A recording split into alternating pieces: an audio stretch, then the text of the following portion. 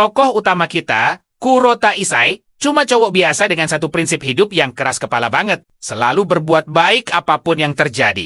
Dia ikhlas menolong siapa saja tanpa pamrih.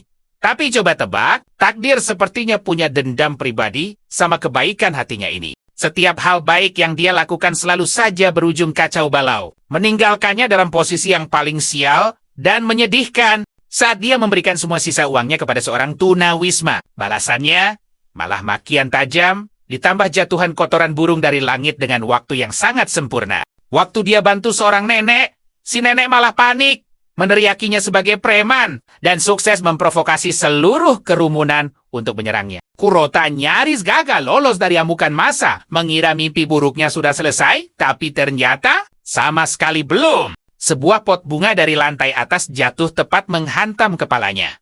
Belum cukup, nenek yang sama melacaknya lalu memukulinya dengan tongkat, hingga dia menghembuskan napas. Terakhirnya, mengakhiri nasib hidupnya yang super tragis. Kehidupan Kurota pun ditutup dengan penyesalan mendalam saat dia menarik napas terakhirnya. Padahal niatnya murni cuma ingin menolong orang lain.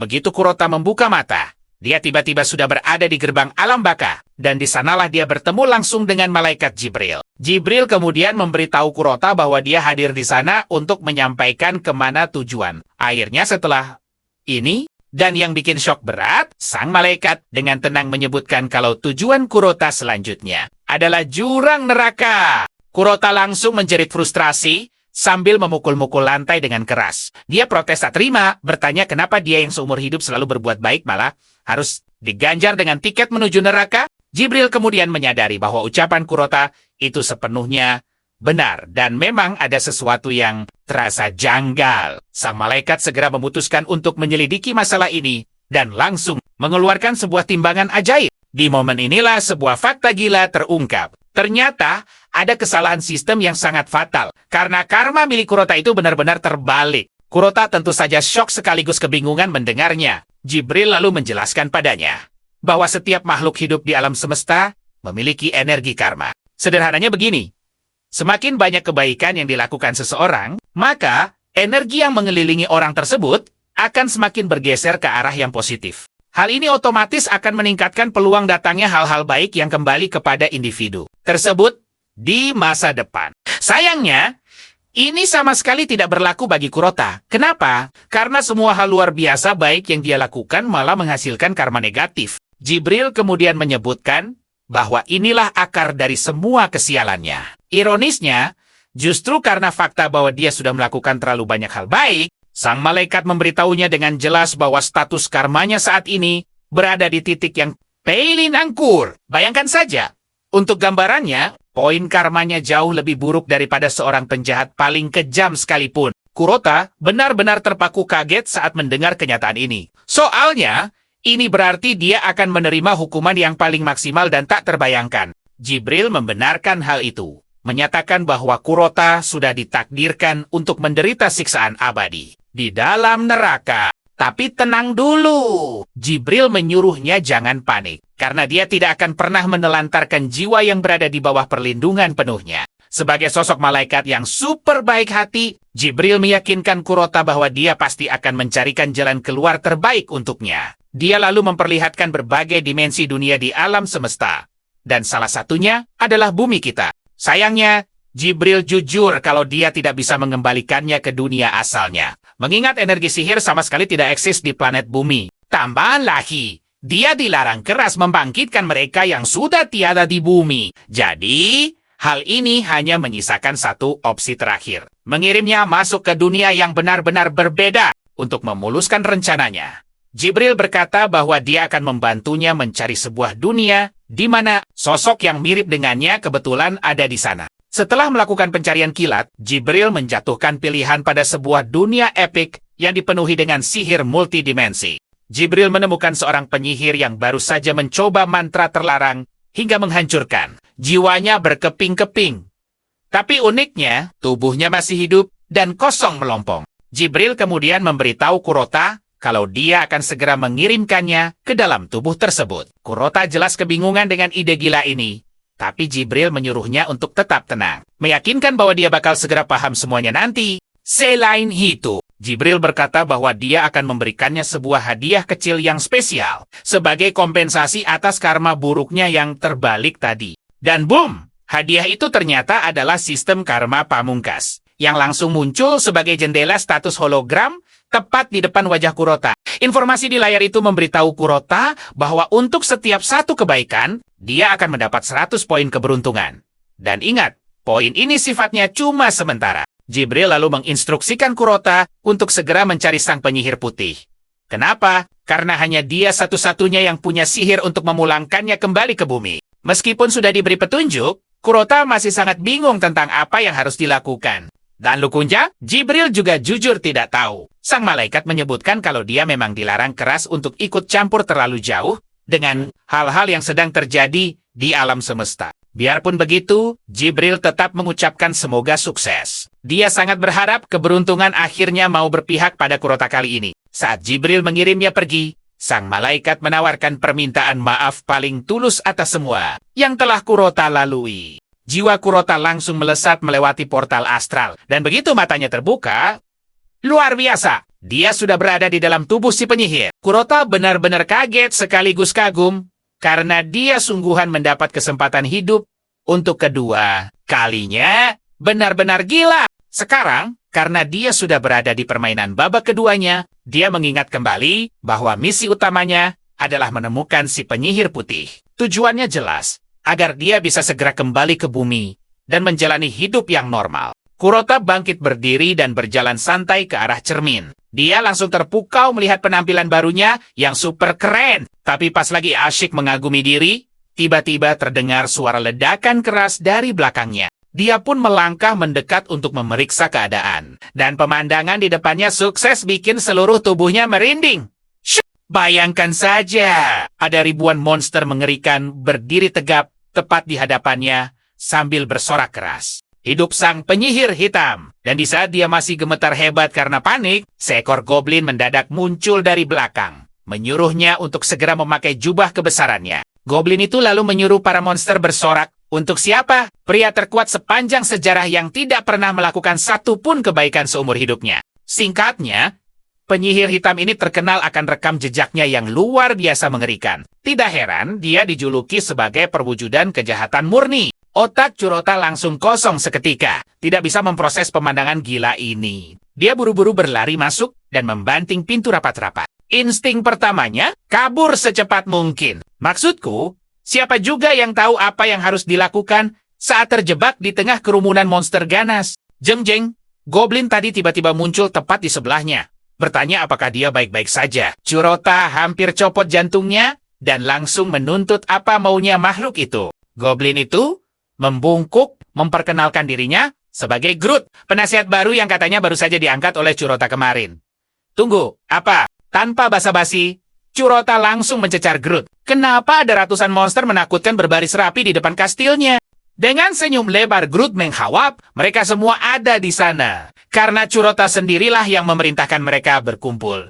Nah, rupanya begini ceritanya. Sang penyihir hitam berencana menyerang desa-desa sekitar. Makanya dia memanggil seluruh pasukan raksasanya untuk bersiap. Kurota langsung panik luar biasa. Dia buru-buru menyuruh Groot untuk membatalkan semua rencana gila itu detik ini juga. Groot terbelalak. Dia benar-benar terkejut dan bingung mendengar perintah pembatalan mendadak dari tuannya itu. Goblin itu langsung menyalahkan dirinya sendiri. Dan gila, dia menjentikan jari lalu membakar dirinya sendiri. Kurota yang syok berat secara insting mengeluarkan sihirnya untuk memadamkan api. Begitu sihirnya keluar, sebuah jendela status muncul. Pemberitahuan, karma ultimate telah diaktifkan. Keren banget kan?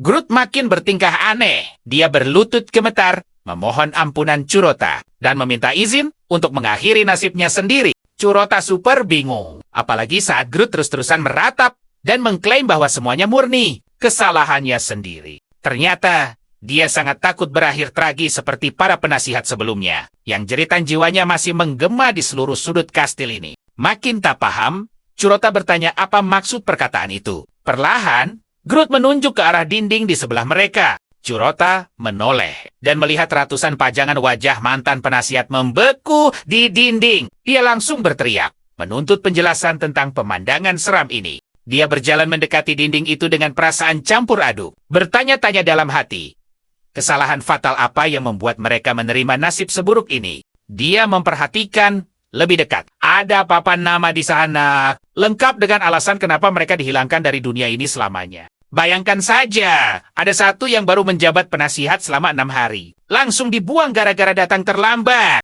Lalu ada lagi yang bertahan 13 hari. Nasibnya dilenyapkan tanpa sisa cuman karena ketahuan mencoba kabur dari kastil. Yang paling parah, bertahan cuma 31 menit dan dihilangkan hanya karena meludah. Sembarangan. Curota syok melihat betapa kejam tubuh aslinya dan buru-buru meyakinkan Groot bahwa dia aman. Untuk membuktikannya, Curota membuat keputusan besar. Dia mengangkat Groot sebagai penasihat pribadinya untuk seumur hidup. Mendengar itu, Groot terbelalak tak percaya. Dengan mata berbinar, dia mengucapkan terima kasih yang sebesar-besarnya atas posisi barunya. Curota lalu berdeham. Dia punya beberapa pertanyaan, dan meskipun terdengar sangat aneh, dia ingin Groot menjawab semuanya dengan sejujur-jujurnya. Pertanyaan pertama, siapa aku? Tanpa ragu, Groot menjawab bahwa dia adalah penyihir hitam paling hebat di seluruh alam semesta. Curota penasaran dan menuntut nama aslinya, tapi Groot hanya menjawab, kalau namanya ya, sang penyihir hitam. Pertanyaan selanjutnya, di mana kita sekarang? Groot yang polos malah mengira Curota sedang menguji pengetahuannya sebagai penasihat baru. Dengan bangga Groot menjelaskan, mereka sedang berada di dalam kastil milik Curota, benteng tak tertembus yang menguasai seluruh daratan selatan. Dan tebak, kastil raksasa ini rupanya juga berfungsi sebagai markas utama dari seluruh pasukan. Monsternya... Fakta itu akhirnya menghantam Curota. Dia benar-benar bereinkarnasi menjadi penjahat super. Dan kini memimpin satu kerajaan penuh monster ganas. Curota yang penasaran menuntut jawaban lain. Sejak kapan tepatnya dia menjadi penguasa daratan selatan ini? Groot berpikir sejenak. Lalu dengan panik menjawab, 40 menit. Curota langsung berteriak ngegas. Apa maksudnya 40 menit? Groot gelagapan. Dia buru-buru meralat ucapannya. Mengaku bahwa dia baru saja salah bicara. Ternyata maksudnya adalah 40 miliar tahun. Tentu saja, Curota merasa itu sangat tidak masuk akal. Dengan wajah pucat pasi, Groot merasa telah mengecewakan tuannya lagi. Hila beneran. Goblin itu mengeluarkan sebilah pisau, bersiap untuk menghukum dirinya sendiri saat itu juga. Tapi Curota langsung menghentikannya. Dia menyuruh Groot berhenti bertindak gegabah. Dan dengan menyelamatkan Groot lagi, Karma Ultimate kembali aktif. Curota menatapnya tajam. Dia memberikan perintah mutlak. Groot harus terus hidup mendampinginya. Apapun yang terjadi, dia mengancam akan memberikan hukuman paling mengerikan jika Groot mencoba melukai dirinya lagi. Padahal dalam hati, Curota cuma menggertak. Dia sama sekali tidak punya nyali untuk berbuat jahat. Setelah memastikan goblin penakut itu benar-benar mengerti instruksinya yang sangat jelas, Curota kembali teringat akan misi utamanya. Dia harus menemukan sosok misterius bernama Penyihir Putih. Tekadnya sudah bulat. Sesulit apapun tantangannya, dia harus kembali ke bumi demi satu orang kesayangannya. Siapa lagi kalau bukan ibunya tercinta? Dia lalu bertanya apakah Groot bisa melihat jendela status di depannya. Tapi Groot menggeleng, mengatakan dia tidak melihat apapun. Oke, masuk akal. Curota menyimpulkan hanya dia yang bisa melihat sistem ini. Tanpa buang waktu, dia langsung menginterogasi Groot tentang siapa sebenarnya penyihir putih itu.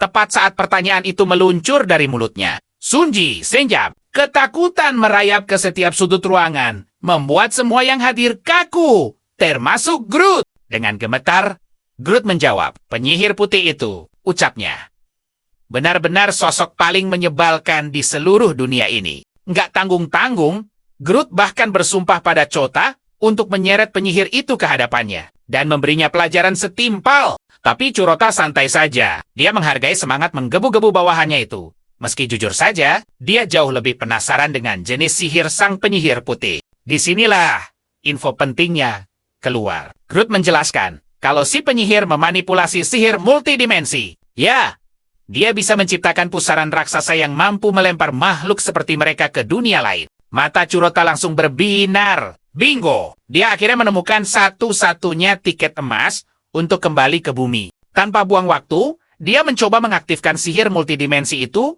lewat jendela statusnya. Tapi tunggu, layar sistem berkedip menolak. Ternyata kemampuannya sama sekali tidak cocok dengan sihir hitam. Realita pun menghantamnya. Suka tidak suka, meminta bantuan pada musuh bebuyutannya. Sang penyihir putih adalah satu-satunya jalan keluar sekarang. Kira-kira, dia mau pinjamkan sihirnya nggak ya? Tanya Curota polos. Groot cuma bisa menganga dan mengingatkan, kalau mereka itu musuh abadi. Bawahannya itu menegaskan satu hal. Sang penyihir putih bakal lebih memilih lenyap menjadi debu daripada harus sudi mengulurkan tangan. Untuk seorang Curota sebenarnya sudah menduga hal ini, tapi hey, dia tidak menyerah. Berkat kemampuan rahasia yang dia dapatkan dari Gabriel, dia yakin punya kartu as di tangannya. Rasa penasaran menang. Chota langsung membuka sistem untuk menyelidiki lebih dalam soal status karma pamungkas yang dimilikinya. Sistem memberikan pencerahan. Semakin tinggi poin keberuntungannya bertambah, maka semakin besar pula peluang semua impian liarnya menjadi kenyataan. Masuk akal, Chota berencana terus menumpuk perbuatan baik. Dia baru ingat sudah menyelamatkan Groot 2 kali dari bahaya, yang berarti dia seharusnya sudah mengantongi 200 poin dengan mudah. Dengan penuh senyum kemenangan, dia mengecek total poin keberuntungannya. Dan ternyata, angkanya masih nyangkut di titik 0 besar. Kokach abis! Awalnya dia mengira sistemnya sedang error, tapi setelah dicek lebih teliti, terungkaplah sebuah kenyataan pahit. Status karmanya berada di tingkat paling ampas. Gila, Kang? Intinya ada kutukan abadi yang menempel pada dirinya. Itulah alasan utama kenapa keberuntungannya terkunci rapat dan poinnya sama sekali tidak bisa bertambah. Kepanikan langsung melanda Curota. Tamatlah riwayatnya. Tanpa setetes keberuntungan, mustahil dia bisa mendapatkan sihir multidimensi itu. Di tengah kebingungannya yang melanda, sebuah notifikasi misi baru tiba-tiba muncul. Sistem memberitahu kalau kutukan itu bisa dipatahkan, asalkan dia melakukan sebuah kebaikan yang sangat spesial. Maka, dimulailah misinya. Selama beberapa hari ke depan, Chota sibuk ke sana kemari, mengumpulkan pahala kebaikan di seluruh penjuru kastil.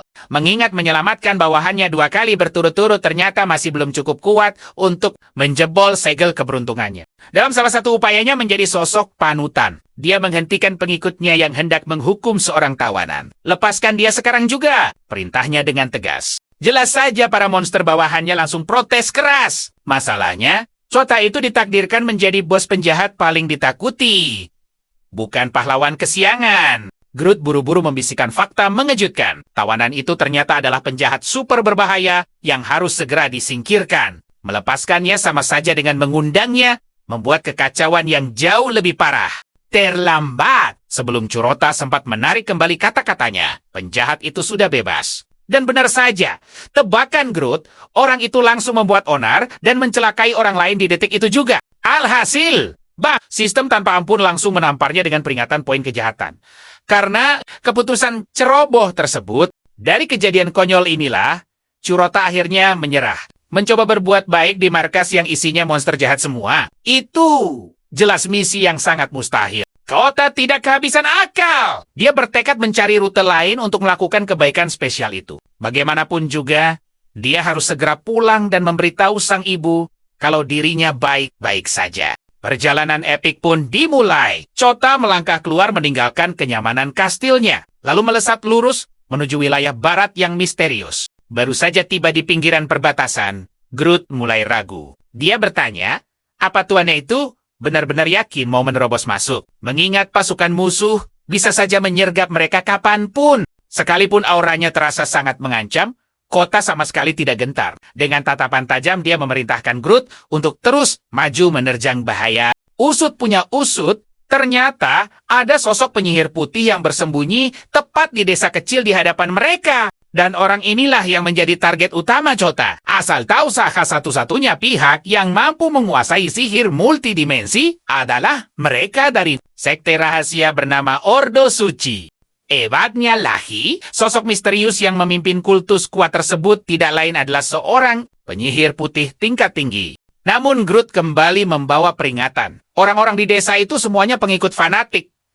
Jadi, tidak ada jaminan secuil pun kalau mereka bakal dengan sukarela membantu tamu tak diundang ini. Malah kemungkinan terburuknya, mereka bisa dikepung. Menurut analisis Groot, satu-satunya cara paling aman adalah menyuap seorang penyihir buangan yang sudah ditendang keluar dari ordo tersebut.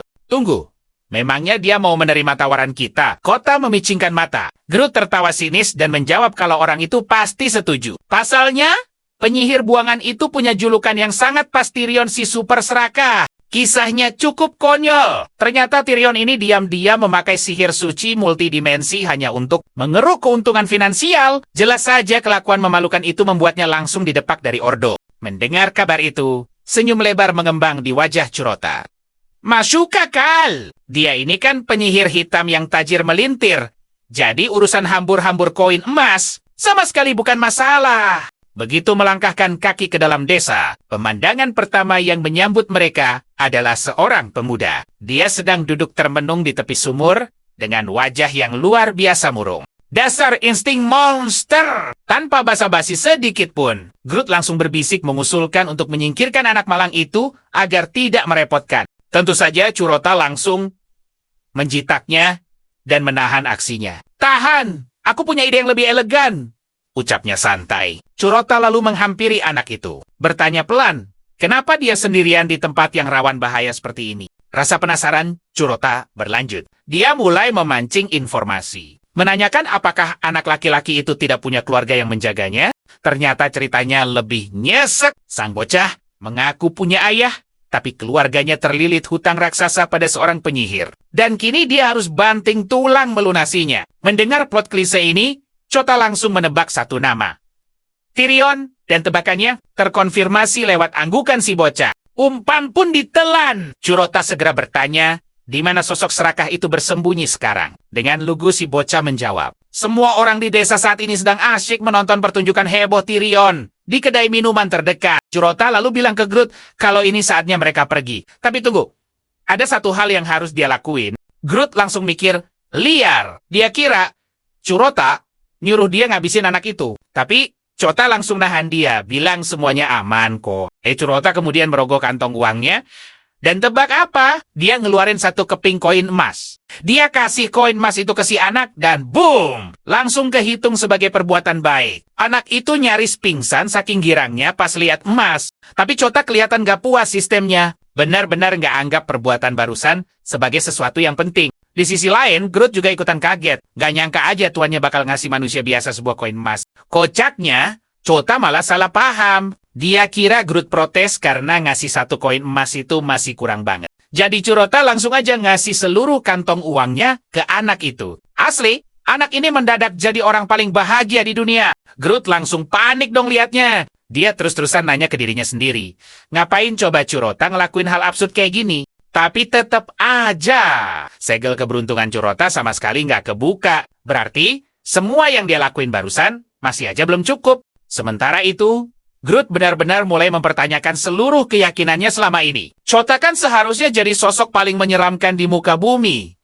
Tapi kenapa tingkahnya aneh begini? Groot masih pusing mikirin ini pas dia sadar kalau anak itu bersyukur luar biasa atas kebaikan. Curota, dia bahkan sampai manggil Curota sebagai pahlawannya. Dan disinilah khayalan tingkat tinggi Groot dimulai. Dia mikir kalau Cota lagi berusaha jadiin anak ini sebagai penerus barunya. Dan berkat uang sebanyak itu, Cota sukses bikin si anak tunduk sepenuhnya. Jadi anak itu bakal terus memujanya selamanya sebagai tuan besarnya. Di dalam khayalan liarnya, dia yakin anak itu bakal mulai bikin banyak kekacauan epik. Demi bisa sedekat mungkin sama Curota. Yang ujung-ujungnya merubah dia jadi sekutu kuat penguasa wilayah selatan. Groot masih asyik ngebayangin skenario luar biasa itu pas Curota tiba-tiba manggil dia, bilang kalau sekarang saatnya mereka buat pergi. Beberapa saat kemudian, mereka akhirnya sampai di kedai. Tapi anehnya batang, hidung Tyrion sama sekali nggak kelihatan di mana-mana. Tiba-tiba aja, sebuah layar terang muncul di depan kedai. Sontak, benda itu langsung berhasil narik perhatian semua orang di sana. Groot buru-buru ngingetin Cota buat hati-hati. Kenapa? Karena apa yang lagi dia lihat itu adalah sihir multidimensi yang super langka. Di layar itu, kelihatan dua sosok yang lagi kasmaran. Mereka berdua tampak lagi ngucapin salam perpisahan satu sama lain. Pas ceritanya lagi masuk ke bagian yang paling seru, layar itu malah tiba-tiba mati total. Ngeselin banget kan? Suara dari sistem pengumuman mendadak nyala. Ngasih tahu semua penonton kalau siaran udah berakhir. Orang-orang yang lagi asyik nonton jelas langsung auto ngamuk dan protes dong. Soalnya ceritanya kepotong. Pas lagi seru-serunya, suara dari sistem itu nyuruh mereka masukin koin emas kalau mau nyalain lagi sihir multidimensi itu. Dan pastinya buat tahu kelanjutan kisah di alam semesta tersebut. Sontak ini bikin keributan besar di antara penonton. Mereka semua langsung adu mulut. Ribut soal siapa yang harus ngeluarin uang buat bayar. Di saat mereka masih sibuk berantem sendiri, Curota dengan santainya jalan ke arah mesin itu, lalu memasukkan sekeping koin emas. Dia muter tombolnya, dan perlahan cahaya terang kembali muncul memenuhi layar. Curota lalu disuruh nempelin tangannya ke layar itu. Dia harus mikirin tempat mana yang benar-benar pengen dia lihat sekarang. Curota ngelakuin persis kayak yang disuruh. Dan keajaiban itu langsung membawanya melihat bumi. Dia mikir dalam-dalam soal apa yang sebenarnya pengen dia lihat. Dan yang bikin dia terkejut, sosok ibunya tiba-tiba muncul di layar. Cota refleks nyengkram layar itu sambil teriak kencang. Dia sangat berharap ibunya bisa dengar kalau dia itu baik-baik aja di sini. Orang-orang di ruangan itu malah mikir kalau Cota ini lagi gangguan jiwa. Habisnya, tingkah lakunya tiba-tiba jadi aneh banget. Ternyata, Ibu Curota lagi ngelewatin masa yang super berat karena kepergian putranya. Dan dia benar-benar kelihatan sangat terpukul dan hancur. Wanita malang itu sangat kesulitan buat bangkit lagi. Setiap hari, dia selalu datang mengunjungi makam Curota sambil membawa bunga-bunga cantik. Ibu Curota perlahan melangkah keluar dari pemakaman dan langsung meledak dalam tangisan sedih. Meskipun dia lagi di tempat umum, sambil air mata bercucuran deras, dia terus bilang betapa dia merindukan putranya. Gila, bahkan orang-orang yang lagi nonton di kedai sampai ikut nangis terseduh-seduh. Pemandangan ini benar-benar kelewat sedih buat dilihat. Groot mendongak dan lihat kalau Cota juga lagi nangis. Dan tanpa dia sadari, air mata perlahan ikut menetes dari matanya sendiri. Groot benar-benar hancur hatinya. Lihat tuannya begitu sedih. Walaupun di pikirannya, dia masih yakin kalau ini cuma bagian dari rencana sihir besarnya. Setelah nangis terseduh-seduh selama beberapa menit, Cota akhirnya membulatkan tekad kuatnya. Dia nggak bakal pasrah terima takdir ini dan membiarkan ibunya terus-terusan menangis hancur kayak gitu. Curota kembali mencengkram layarnya erat-erat. Dia teriak sekeras mungkin pakai seluruh tenaganya. Nanya apa ibunya bisa dengar suaranya dari sana. Cahaya di layar itu tiba-tiba mulai bereaksi kuat saat Curota terus menyentuhnya. Dan Groot langsung panik, nyuruh dia mundur. Dia takut sihir multidimensi itu malah bakal menghancurkan tuannya. Tapi Curota sama sekali menolak dengerin peringatan dari Groot. Dia terus teriak berharap ibunya bisa dengar. Tiba-tiba suara pengumuman berbunyi, ngasih tahu kalau sistem keamanan mesin itu lagi diaktifkan. Curota langsung terjebak di dalamnya. Gelombang sihir yang luar biasa menyakitkan langsung menyambar seluruh tubuhnya. Tapi dia tetap keras kepala menolak lepasin layar itu. Curota benar-benar bertekad kuat menahan semua rasa sakitnya. Karena dia sangat yakin bisa menembus batas dan menghubungi ibunya. Dia terus berteriak kencang, berusaha memberitahu ibunya kalau dia masih hidup. Terus tiba-tiba aja, ibunya seolah bisa dengar panggilannya. Beliau berbalik dan melihat bayangan putih bercahaya dengan suara Curota yang menggema dari sana. Bayangannya makin jelas, dan akhirnya wanita malang itu bisa melihat putranya. Dia jelas syok dan kebingungan. Tapi Curota langsung meyakinkan kalau itu benar-benar dirinya. Curota bilang ke ibunya, meski dia sama sekali nggak punya waktu buat ngejelasin semua keajaiban, ini, dia mohon satu hal penting. Ibunya harus tetap bertahan hidup dan nunggu dia pulang. Dia berjanji dengan sungguh-sungguh kalau dia pasti bakal kembali ke pelukannya. Tapi tepat di momen itu, mana milik Curota habis total. Sambungan layar sihir itu pun langsung terputus. Barengan sama itu, sistem tiba-tiba ngasih notifikasi. Dia baru aja nyelesain perbuatan baik super spesial, yaitu tentang cinta seorang ibu. Curota jelas kaget luar biasa. Apalagi sistem bilang, misi utama buat ngangkat kutukannya akhirnya udah selesai 100%. Ini semua bisa terjadi karena dia berhasil menghapus penderitaan dan kesedihan yang menggerogoti hati ibunda. Jendela sistem nampilin status karmanya yang berubah drastis. Dari yang awalnya kutukan abadi, turun jadi sekadar dikutuk biasa. Curota benar-benar bersyukur kutukan super ngeri itu akhirnya musnah. Dia tersenyum lega. Akhirnya dia bisa pakai karma yang dikasih sama malaikat kemarin sebagai bentuk kompensasi buat kekuatannya. Ota mulai paham nih mekanismenya. Poin keberuntungannya bakal terus berlipat ganda selama dia rajin ngelakuin kebaikan demi kebaikan. Pas dia balik badan, pemandangannya beda 180 derajat. Seisi ruangan lagi kacau balau, ributin soal tontonan layar mereka. Gila sih orang-orang di sana rata-rata udah jatuh miskin. Mereka rela ngejual harta benda apa aja Cuma demi bisa mantengin sihir multidimensi itu. Mereka udah kecanduan parah. Pak janji naha, mereka sampai rela nyabut dan jual gigi emas mereka sendiri demi dapetin akses sihir tersebut. Ngelihat kerumunan yang udah kayak kesurupan gini, Groot langsung ajak Curota cabut dari sana sebelum semuanya makin di luar kendali. Tapi di tengah kerusuhan itu, ada satu orang yang nggak sengaja numpahin bir ke bajunya Groot. Wah, dia langsung ngamuk besar. Groot langsung narik pedangnya cepet, siap menghajar siapa aja yang berani. Beraninya cari masalah dan ngeremehin harga dirinya saat itu juga. Tunggu dulu. Curota nyium aroma bir yang tumpah itu. Dan instingnya langsung bilang, ada sesuatu yang benar-benar nggak beres di sini. Aromanya familiar banget. Dia ingat pernah nyium bau ini sebelumnya. Dan ya, ingatan dari kehidupan masa lalunya sebagai penyihir hitam langsung merespons. Dulu banget, versi jahatnya dia pernah bikin ramuan dengan racikan persis kayak gini. Dan aslinya ini tuh ramuan candu kelas berat. Curota langsung nyuruh Groot buat ngikutin dia sekarang juga. Karena mereka harus ngecek tong bir di belakang. Firasatnya kuat banget. Pasti ada semacam alat rahasia licik yang sengaja disembunyiin. Dia mulai ngeleledah sekeliling. Dan bingo! Dia nemuin sebuah tabung penuh cairan candu yang diam-diam tersambung langsung ke minuman para pengunjung. Fakta gila pun terungkap. Si Tyrion sengaja nyampur birnya pakai ramuan candu biar semua orang ketagihan parah sama sihir multidimensinya itu. Curota benar-benar kesal banget dengan fakta kalau orang-orang rela buang semua harta mereka cuma buat ngintipin kejadian-kejadian gak penting di seluruh pelosok alam semesta ini. Dia langsung kepikiran sama anak kecil yang dia temuin sebelumnya. Jangan-jangan ayah anak itu juga ada di antara gerombolan orang yang buang-buang duit di kedai ini. Tiba-tiba aja ada dua preman nyamperin Curota dan Groot. Maksa mereka buat bayarin tontonan karena kelihatannya berduit. Nah loh, kebiasaan lama kumat. Groot langsung menggenggam senjatanya. Siap banget menghancurkan kedua preman itu. Tapi Curota dengan santai nahan dia. Nggak perlu sampai segitunya. Curota bilang ke Groot kalau dia punya cara epik buat nyelamatin semua orang di kedai.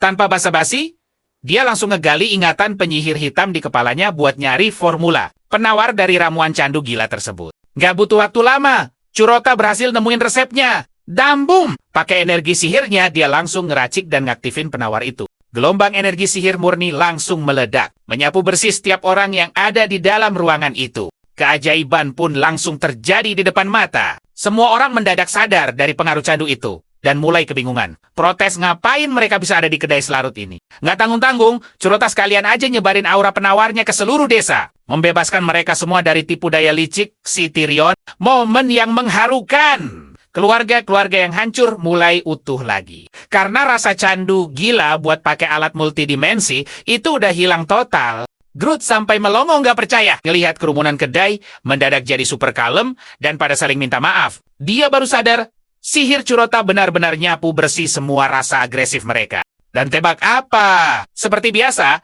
otak halunya Groot mulai bikin kesimpulan yang melenceng jauh. Dia mikir Curota sengaja bikin orang-orang ini jadi jinak, biar mereka nggak berani melawan. Dari yang tadinya garang, kayak singa, sekarang turun kasta jadi cacing tanah. Di tengah momen kocak itu, sistem ngasih notifikasi lagi. Curota sukses ngelakuin perbuatan baik besar dan dapat asupan poin keberuntungan melimpah. Wah, dia bersyukur banget nih. Nggak nyangka, mantra pemurniannya malah jadi ladang panen poin. Dadakan, buat dia. Bayangin aja, totalnya dia berhasil panen 238.000 poin keberuntungan. Curota yakin banget. Modal besar ini cukup buat pakai sihir multidimensi itu. Tapi belum sempat selebrasi. 2A. Ledakan dahsyat mengguncang bangunan itu. Dan dari kepulan asap, muncul si penyihir, Tyrion. Plot twist, gila! Ternyata si Tyrion ini perempuan. Dan dia lagi murka luar biasa karena Curota berani ngancurin bisnis haramnya yang super cuan. Groot auto jantungan. Dia bener-bener shock pas sadar Tyrion itu perempuan. Jauh beda sama sosok pria sangar yang udah dia bayangin di kepalanya. Tapi Tyrion cuek bebek. Cewek itu langsung memeriksa tong birnya. Cuma buat mastiin hal buruk yang emang udah dia curigai. Dengan kesal, dia langsung melempar gelasnya. Gila.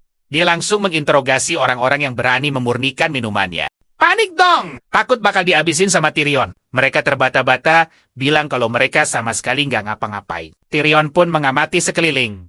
Lalu bingo, tatapannya terkunci lurus ke arah Curota dan Groot. Baru saja dia ngomel, soal nggak pernah lihat muka dua orang asing ini, Matanya menangkap sesuatu. Parah! Botol-botol ramuan sakti miliknya sudah hancur berantakan. Dengan gaya santai tapi mematikan, dia mendekati Curota. Langsung nembak dengan pertanyaan apa cowok ini utusan dari Ordo Suci. Belum selesai di situ. Dia lanjut mencecar. Apa mengasingkan dirinya masih kurang memuaskan buat Ordo itu.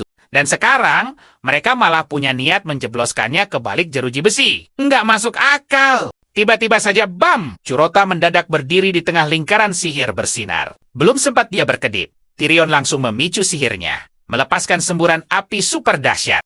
Tapi anehnya, Curota sama sekali nggak panik. Ingatannya mendadak sinkron dengan memori sang penyihir hitam. Yap, ini dia jurus legendaris bernama lingkaran api. Waktu terus berjalan. Curota sepenuhnya mengandalkan insting bertarungnya. Dengan cepat dia melempar sekeping koin emas tepat ke sisi kanannya. Curota sendiri malah kaget, kok bisa-bisanya dia gerak refleks begitu. Intuisinya benar-benar mengambil alih. Dan notifikasi sistem karma absolut tiba-tiba muncul.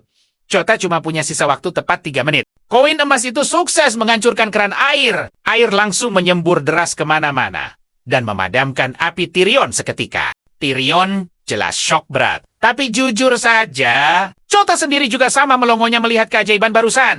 Curota akhirnya sadar, dia refleks memicu sihir. Persis seperti momen ajaib saat menyelamatkan nyawa Groot. Saat Curota masih sibuk memproses kekacauan ini, Groot mendadak melepaskan jubahnya yang terbakar api. Tapi bodohnya, dia benar-benar lupa kalau saat ini sedang berada di tengah-tengah kerumunan manusia. Dan, momen ceroboh ini secara langsung mengekspos identitas aslinya sebagai seekor Goblin Tulen. Suasana langsung kacau balau. Warga menjerit histeris melihat wujud Groot. Mereka mulai berteriak marah dan menuntut agar Goblin itu disingkirkan. Menuduhnya datang cuma buat mencuri hasil panen berharga mereka.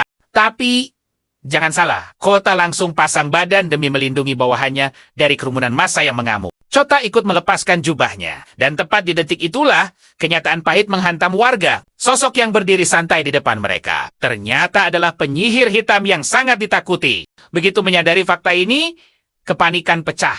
Tanpa basa-basi, mereka semua lari pontang-panting menjauh. Tyrion pun ikut terkejut melihat penyihir sekelas itu ada di tempat terpencil begini. Tapi mundur. Enggak sama sekali. Ingat, ada nilai buruan luar biasa fantastis, 100 miliar koin emas, tepat di kepala Curota. Tyrion sangat percaya diri bisa menghabisi Curota. Kenapa? Karena menurut rumor yang beredar luas, penyihir hitam ini sebenarnya sangat lemah semasa masih tergabung di dalam Ordo Suci. Di kepala Tyrion, dia sudah asyik membayangkan dirinya bakal segera menjadi wanita super kaya. Ya, asalkan dia berhasil menumbangkan Curota. Namun di sisi lain, Curota sendiri sadar betul peluangnya menang 0 besar.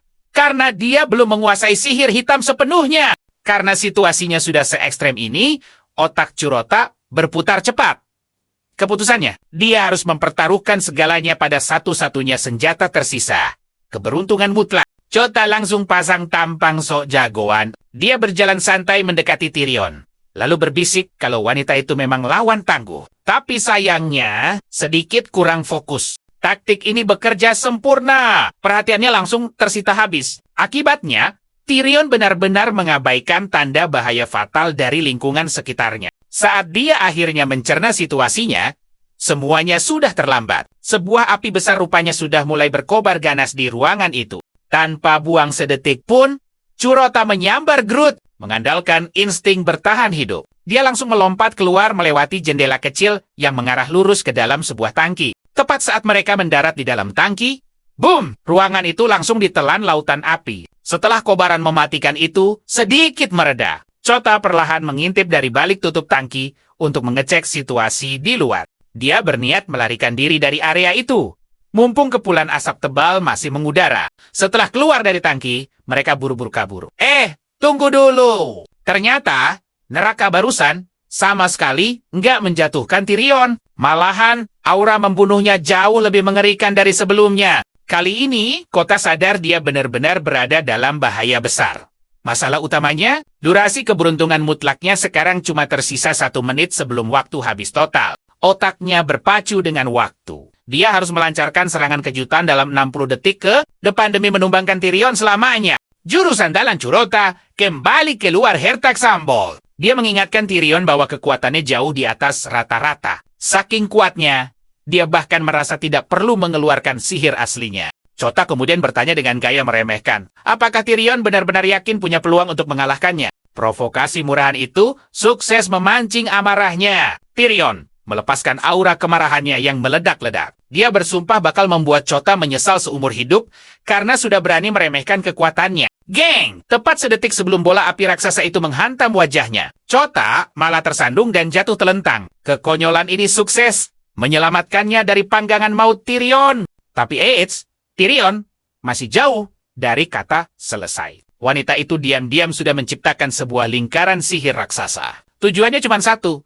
memusnahkan Chota dari muka bumi tanpa sisa. Di detik-detik menegangkan ini, waktu Chota tinggal sisa 5 detik, dan boom! Tepat saat sihir pamungkas Tyrion meledak, Chota lolos begitu saja. Dengan sisa waktu di jam keberuntungan yang cuma tertinggal 1 detik, ekspresi Tyrion langsung pucat pasi. Dia menatap ngeri campur frustrasi. Sudah mengeluarkan semua jurus pamungkasnya, tapi dia sama sekali gagal menangkap Chota. Akhirnya, tubuh Tyrion menyerah. Dia pun jatuh berlutut. Karena sisa tenaganya sudah benar-benar terkuras habis tanpa sisa. Tanpa ada sisa tenaga untuk bergerak secuil pun, keputusasaan melanda. Tyrion mulai pasrah. Dia yakin betul, batas kemampuannya sudah tiba. Dan akhir perjalanannya ada di depan mata. Tapi siapa sangka, mendadak apinya padam. Saat dia mengamati sekelilingnya, barulah dia sadar kalau Koroda rupanya baru saja menyelamatkan nyawanya. Namun, Groot jelas memprotes keras hal ini. Goblin itu sama sekali tidak setuju. Dia justru ingin membiarkan Tyrion menderita sedikit lebih lama lagi di dalam lautan api. Dia dengan polosnya memberitahu Chota. Katanya, daging manusia itu rasanya jauh lebih enak kalau dipanggang sampai medium rare. Mengabaikan omelan aneh Groot, Chota berjalan santai mendekati Tyrion. Dengan tatapan tenang, dia memberitahu wanita itu kalau dia sama sekali tak berniat meninggalkannya sendirian. Tiba-tiba saja, Chota tersedot. Dia melihat ingatan paling krusial dari sang penyihir hitam. Di tengah kekacauan, penyihir itu memeluk erat seseorang yang sangat berharga baginya. Kenyataannya, sang penyihir hitam benar-benar gagal menyelamatkan sosok tercintanya itu. Dan dia berteriak histeris, benar-benar hancur sambil memeluk tubuh yang sudah tak bernapas itu. Chota terlalu asyik tenggelam dalam ingatan itu. Saking fokusnya, dia sampai lupa kalau tangannya sedang memeluk erat Tyrion. Persis dengan pose sang penyihir tadi. Tunggu dulu. Tiba-tiba ada bibir lembut yang menyentuhnya. Pas buka mata, boom! Tyrion menciumnya. Chota kaget setengah mati dan langsung protes minta penjelasan. Wajah Tyrion polos banget. Dia dengan santainya bilang kalau dia pikir inilah yang Chota inginkan darinya. Chota buru-buru membantah. Salah paham total. Dia diam saja dari tadi murni karena lagi ngelamun berat. Bukan minta dicium. Tapi Tyrion malah bilang kalau dia siap ngelakuin apa saja yang Chota mau.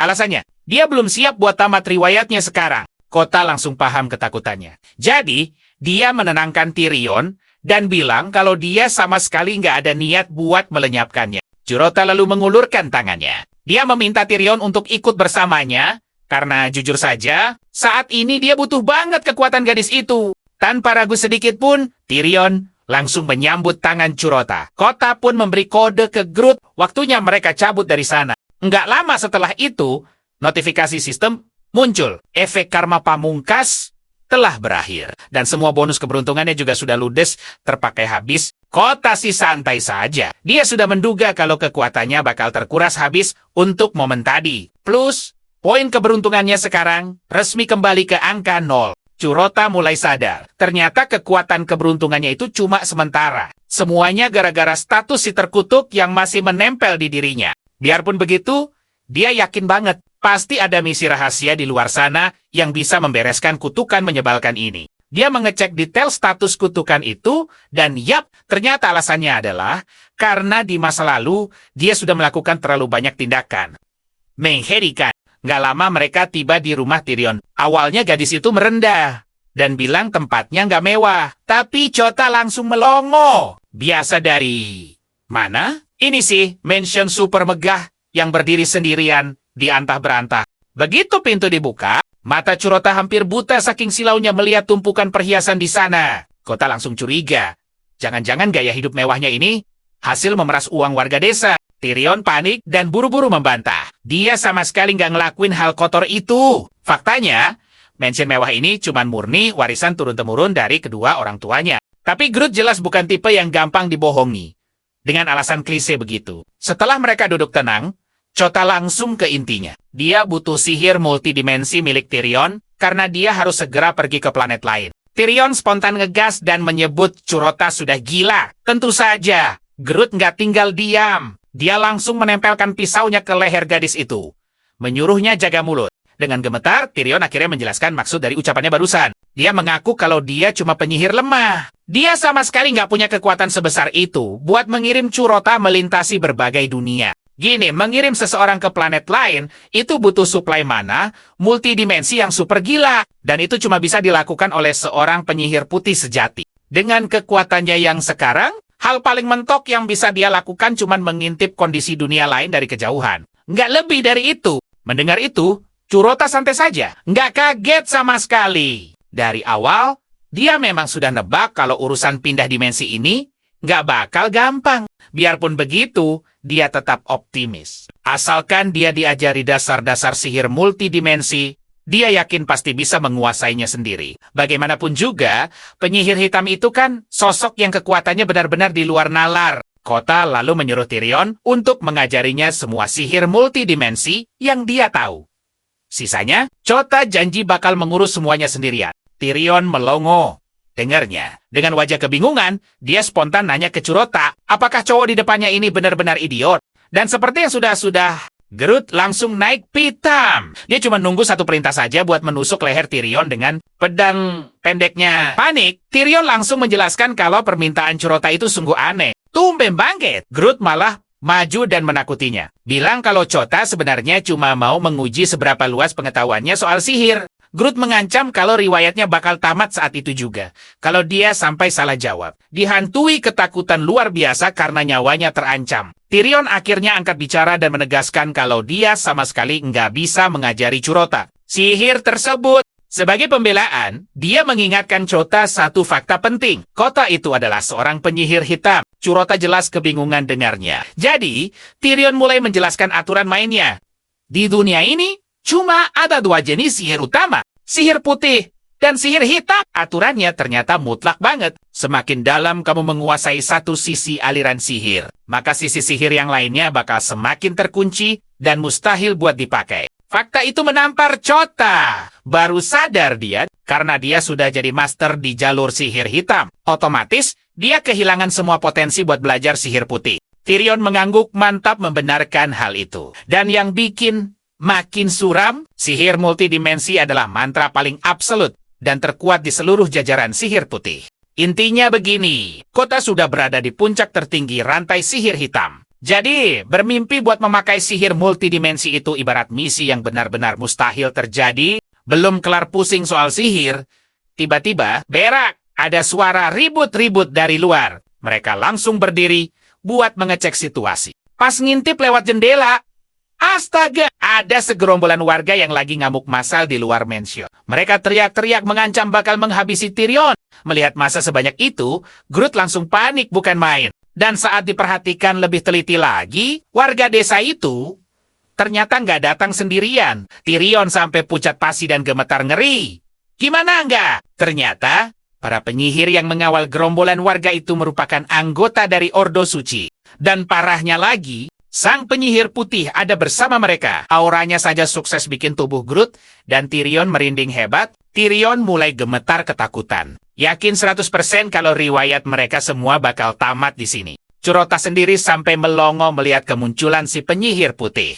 Sadar kalau dia nggak punya peluang menang lawan monster ini, Chota langsung putar otak. Yap, kabur adalah satu-satunya jalan keluar. Dia lalu menepuk pundak Tyrion. Singkat saja, dia bilang gadis itu juga harus ikut bersama mereka. Tentu saja Tyrion protes keras. Gak mau dong. Dia ngotot nggak bisa ninggalin istana mewahnya, apalagi semua harta dan uang yang dia punya. Tapi Chota masa bodoh. Dia langsung menyeret gadis itu. Dan bilang dengan tegas kalau ini tuh perintah, bukan permintaan. Bos yang bicara. Tepat saat itu juga. Boom! Lingkaran sihir aktif. Begitu gerombolan orang marah itu mendobrak masuk ke dalam rumah, ketiga orang ini sudah lenyap di telan portal teleportasi. Usut punya usut, lingkaran sihir tadi ternyata mendapat pasokan tenaga dari dalam. Yep, Dari anak buah Curota yang memang sudah siaga penuh, Curota akhirnya tiba di kastil dengan selamat. Dia tersenyum puas banget. Gila. Untung saja dia sudah menyiapkan jalur kabur pakai sihir transfer yang dibantu oleh Groot. Dia masih asyik memuji betapa jeniusnya ilmu sihir hitam itu. Sampai tiba-tiba matanya terbelalak melihat anak buahnya. Anak-anak buah yang menyalurkan tenaga ke lingkaran sihir tadi. Semuanya tumbang ke tanah. Dan dari gelagatnya, mereka semua sudah tiada. Hilang. Bingung. Jelas dong. Otaknya langsung ngeblank sesaat. Curota menuntut penjelasan. Ada apa ini sebenarnya? Dan dengan santainya, Groot menjawab, kalau kelompok itu menggunakan energi vital mereka sendiri sebagai bayaran sihir transfernya. Groot menjelaskan kalau teleportasi itu sihir tingkat tinggi di dunia goblin, dengan menyerap energi kehidupan dari para pemanggilnya. Sihir ini bisa memindahkan orang sejauh apapun. Gila kan? Curota langsung panik bukan main. Dia mencengkeram Groot kuat-kuat. Sambil marah, dia bilang, harusnya Groot kasih peringatan soal bahaya sebesar ini dari awal. Tapi tebak! Apa jawaban Groot? Dengan kalem, dia bilang kalau dia nggak mau merepotkan bosnya hanya karena hal sepele. Hal sepele katanya. Curota sampai nggak habis pikir. Bisa-bisanya keselamatan orang dibilang sepele. Lebih parahnya lagi, sistem langsung memberinya teguran perbuatan buruk. Sistem menilainya baru saja melakukan tindakan jahat. Kita mundur sedikit ke masa lalu, kelihatan seorang gadis kecil yang malang. Namanya Sana, dia diperlakukan dengan sangat kasar. Bayangkan saja, bosnya melempar dia keluar dari tempat kerja dan melarangnya kembali. Cuma gara-gara dia nggak sengaja memecahkan piring. Sepanjang jalan pulang, gadis itu hanya bisa menunduk. Telinganya dipenuhi cacian dan omongan jahat dari orang-orang sekitar. Usut punya usut, orang tuanya dituduh sebagai penjahat kejam. Imbasnya, semua orang menjauh. Nggak ada satupun yang mau berteman dengan Sana. Sedih banget kan?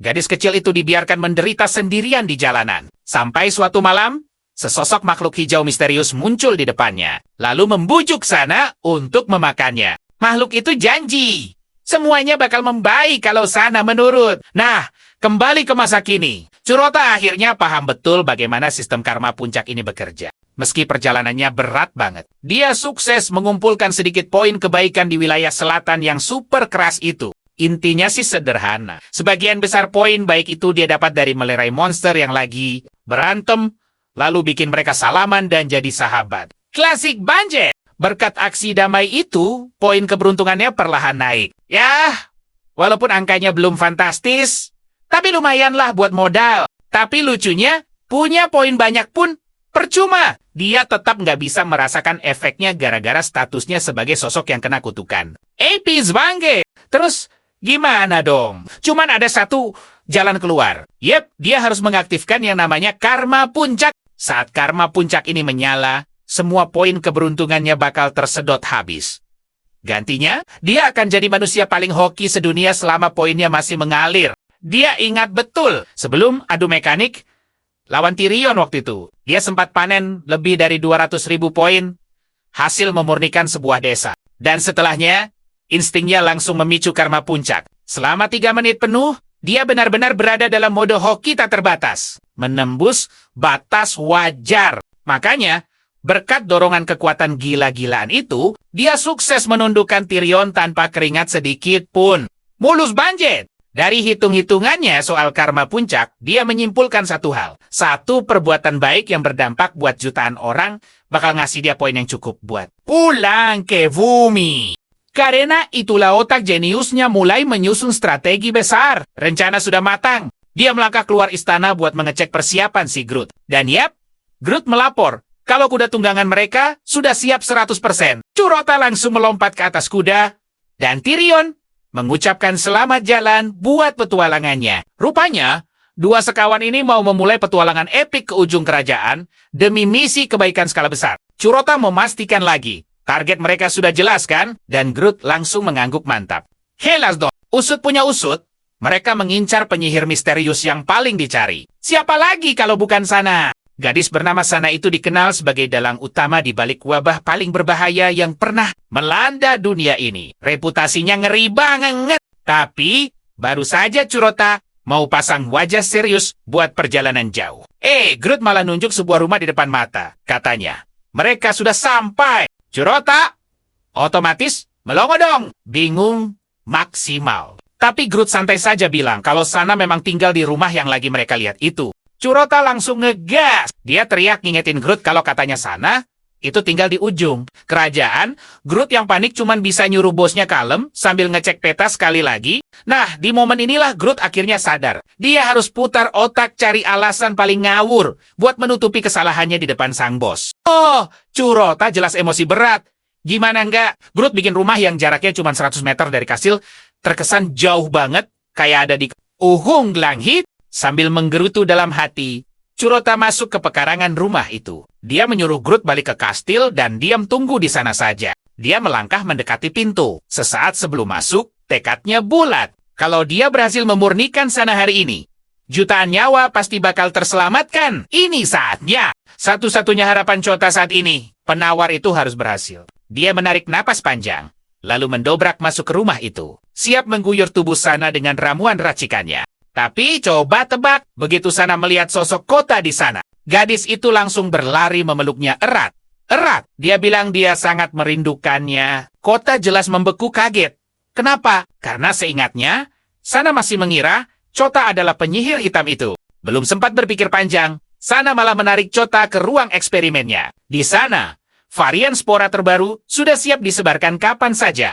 Buat pamer, Sana mengambil segenggam spora dan melemparkannya ke udara. Wut! Spora-spora itu langsung melesat menuju pemukiman terdekat untuk menyebar petaka. Sambil tersenyum riang, Sana bilang kalau gelombang spora kali ini pasti bakal melenyapkan jutaan nyawa. Gila kan? Chota langsung syok berat. Jutaan orang. Dan gadis ini mengucapkannya seolah itu cuma angka biasa yang nggak berarti apa-apa. Terungkaplah fakta mengerikan. Sana bilang dia terhubung langsung dengan setiap spora itu. Artinya, dia bisa merasakan penderitaan yang disebar ke seluruh dunia. Terus dia berterima kasih pada Chota. Katanya, berkat Chota dia bisa sekuat ini. Chota sama sekali nggak terkesan. Gadis ini sedang menghancurkan dunia tanpa dia sadari. Mengambil kesempatan emas, Chota memancingnya. Dia bilang punya ramuan khusus yang bakal bikin kekuatan Sana jauh lebih tak tertandingi dari sekarang. Padahal, faktanya, Kota sudah meneliti wabah yang lagi viral ini. Intinya simple, kalau dia bisa menyucikan Sana, semua kekacauan ini pasti bakal berakhir. Tanpa ragu sedikit pun, Sana merebut botol itu dari tangan Chota dan langsung menenggak habis seluruh isinya. Tapi, tunggu, usai meminum ramuan itu, sikap Sana malah biasa saja. Sama sekali nihil reaksi. Ini jelas bikin Kota panik. Ramuan sekuat itu diteguk habis di depan matanya, tapi nihil efek. Karena buntu, dia memutuskan untuk mengecek inti energinya secara langsung. Dia mulai menyalurkan sihirnya pelan-pelan. Tujuannya cuma satu. Mencari tahu seberapa dalam sumber kutukan yang bersarang di dalam sana. Hasilnya bikin merinding. Chota baru sadar kalau sumber energi gelap di dalam sana ukurannya benar-benar di luar nalar. Bukan cuma itu, ada ribuan benang energi yang terhubung langsung ke spora-spora tadi. Jumlahnya, astaga, mustahil buat dihitung. Pemeriksaan selesai. Kesimpulannya, pahit banget. Kutukan ini terlalu kuat. Levelnya sudah beda dimensi. Nggak mungkin dia bisa menyucikan sesuatu yang sekuat ini. Di titik inilah, Kota menyadari satu kenyataan keras. Dia harus mengambil jalan ekstrem. Padahal di luarnya, Sana cuma kelihatan seperti gadis polos yang ingin menikmati hidup. Saat Sana asyik membayangkan berapa banyak orang yang akan tumbang, jelek. Kota terpaksa melepaskan serangan fatal dari belakang, menembus pertahanan gadis itu. Sana berbalik dengan wajah syok berat. Apa yang dia lihat? Chota menangis terseduh-seduh, bilang kalau cuma ini satu-satunya cara untuk menghentikan semuanya. Dengan sisa tenaga, Sana bertanya kenapa Chota tega melukainya. Jawabannya bikin nyesek, ini satu-satunya jalan untuk membebaskan Sana dari kendali mutlak kutukan itu. Tubuh Sana pun ambruk ke tanah. Dan saat itulah, wujud asli makhluk hijau yang bersembunyi di tubuh Sana akhirnya terpaksa keluar. Makhluk itu mengamuk, menuntut penjelasan atas apa yang baru saja Chota lakukan pada inangnya. Tapi makhluk itu cepat sadar. Chota sengaja mengorbankan inangnya cuma buat melemahkan kekuatan si monster parasit ini. Cerdas banget kan? Si monster menantang. Tanya apakah Chota berniat melawannya. Jawaban Kota bukan melawan, tapi melenyapkan. Detik itu juga, Chota melepaskan api abadi dan langsung memanggang monster itu. Makhluk itu menjerit kesakitan. Sambil terus terbakar, dia mengutuk Kota. Bilang pemuda itu bakal menyesali perbuatannya seumur hidup. Menyesal. Gak ada dalam kamus Chota. Dia malah memperbesar kobaran apinya, memastikan makhluk sialan itu benar-benar musnah tanpa sisa. Begitu urusan dengan bos utamanya beres, keajaiban pun terjadi. Semua benih kegelapan yang menyebar di seluruh dunia perlahan memudar. Semua orang yang sempat kolaps gara-gara spora beracun itu, tiba-tiba saja langsung pulih total detik itu juga. Gila bener efeknya. Dan saat dunia sedang merayakan kesembuhan massal, layar sistem Chota dibanjiri notifikasi poin keberuntungan. Chota sampai melongo melihat angkanya. Poin terus mengalir gila-gilaan hanya karena dia menyucikan sana dan menghancurkan entitas jahat. Tadi, nggak kerasa, angkanya tembus 1 miliar poin. Senyum puas langsung mengembang di wajahnya. Dengan poin sebanyak ini, jelas tiket pulangnya ke bumi sudah aman di tangan. Kota lalu menggendong tubuh sana yang semakin melemah. Dia berbisik lembut, berjanji akan menyelamatkan gadis itu sebelum dia benar-benar pulang ke bumi. Tanpa ragu, Chota langsung mengaktifkan karma puncak.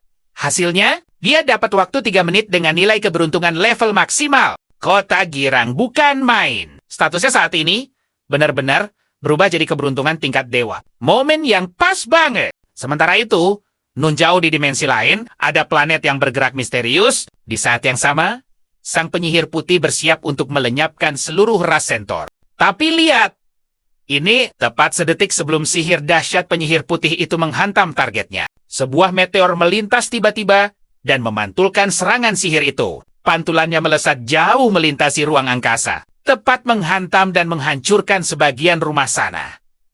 Kebetulan tingkat dewa, Chota jelas kaget setengah mati.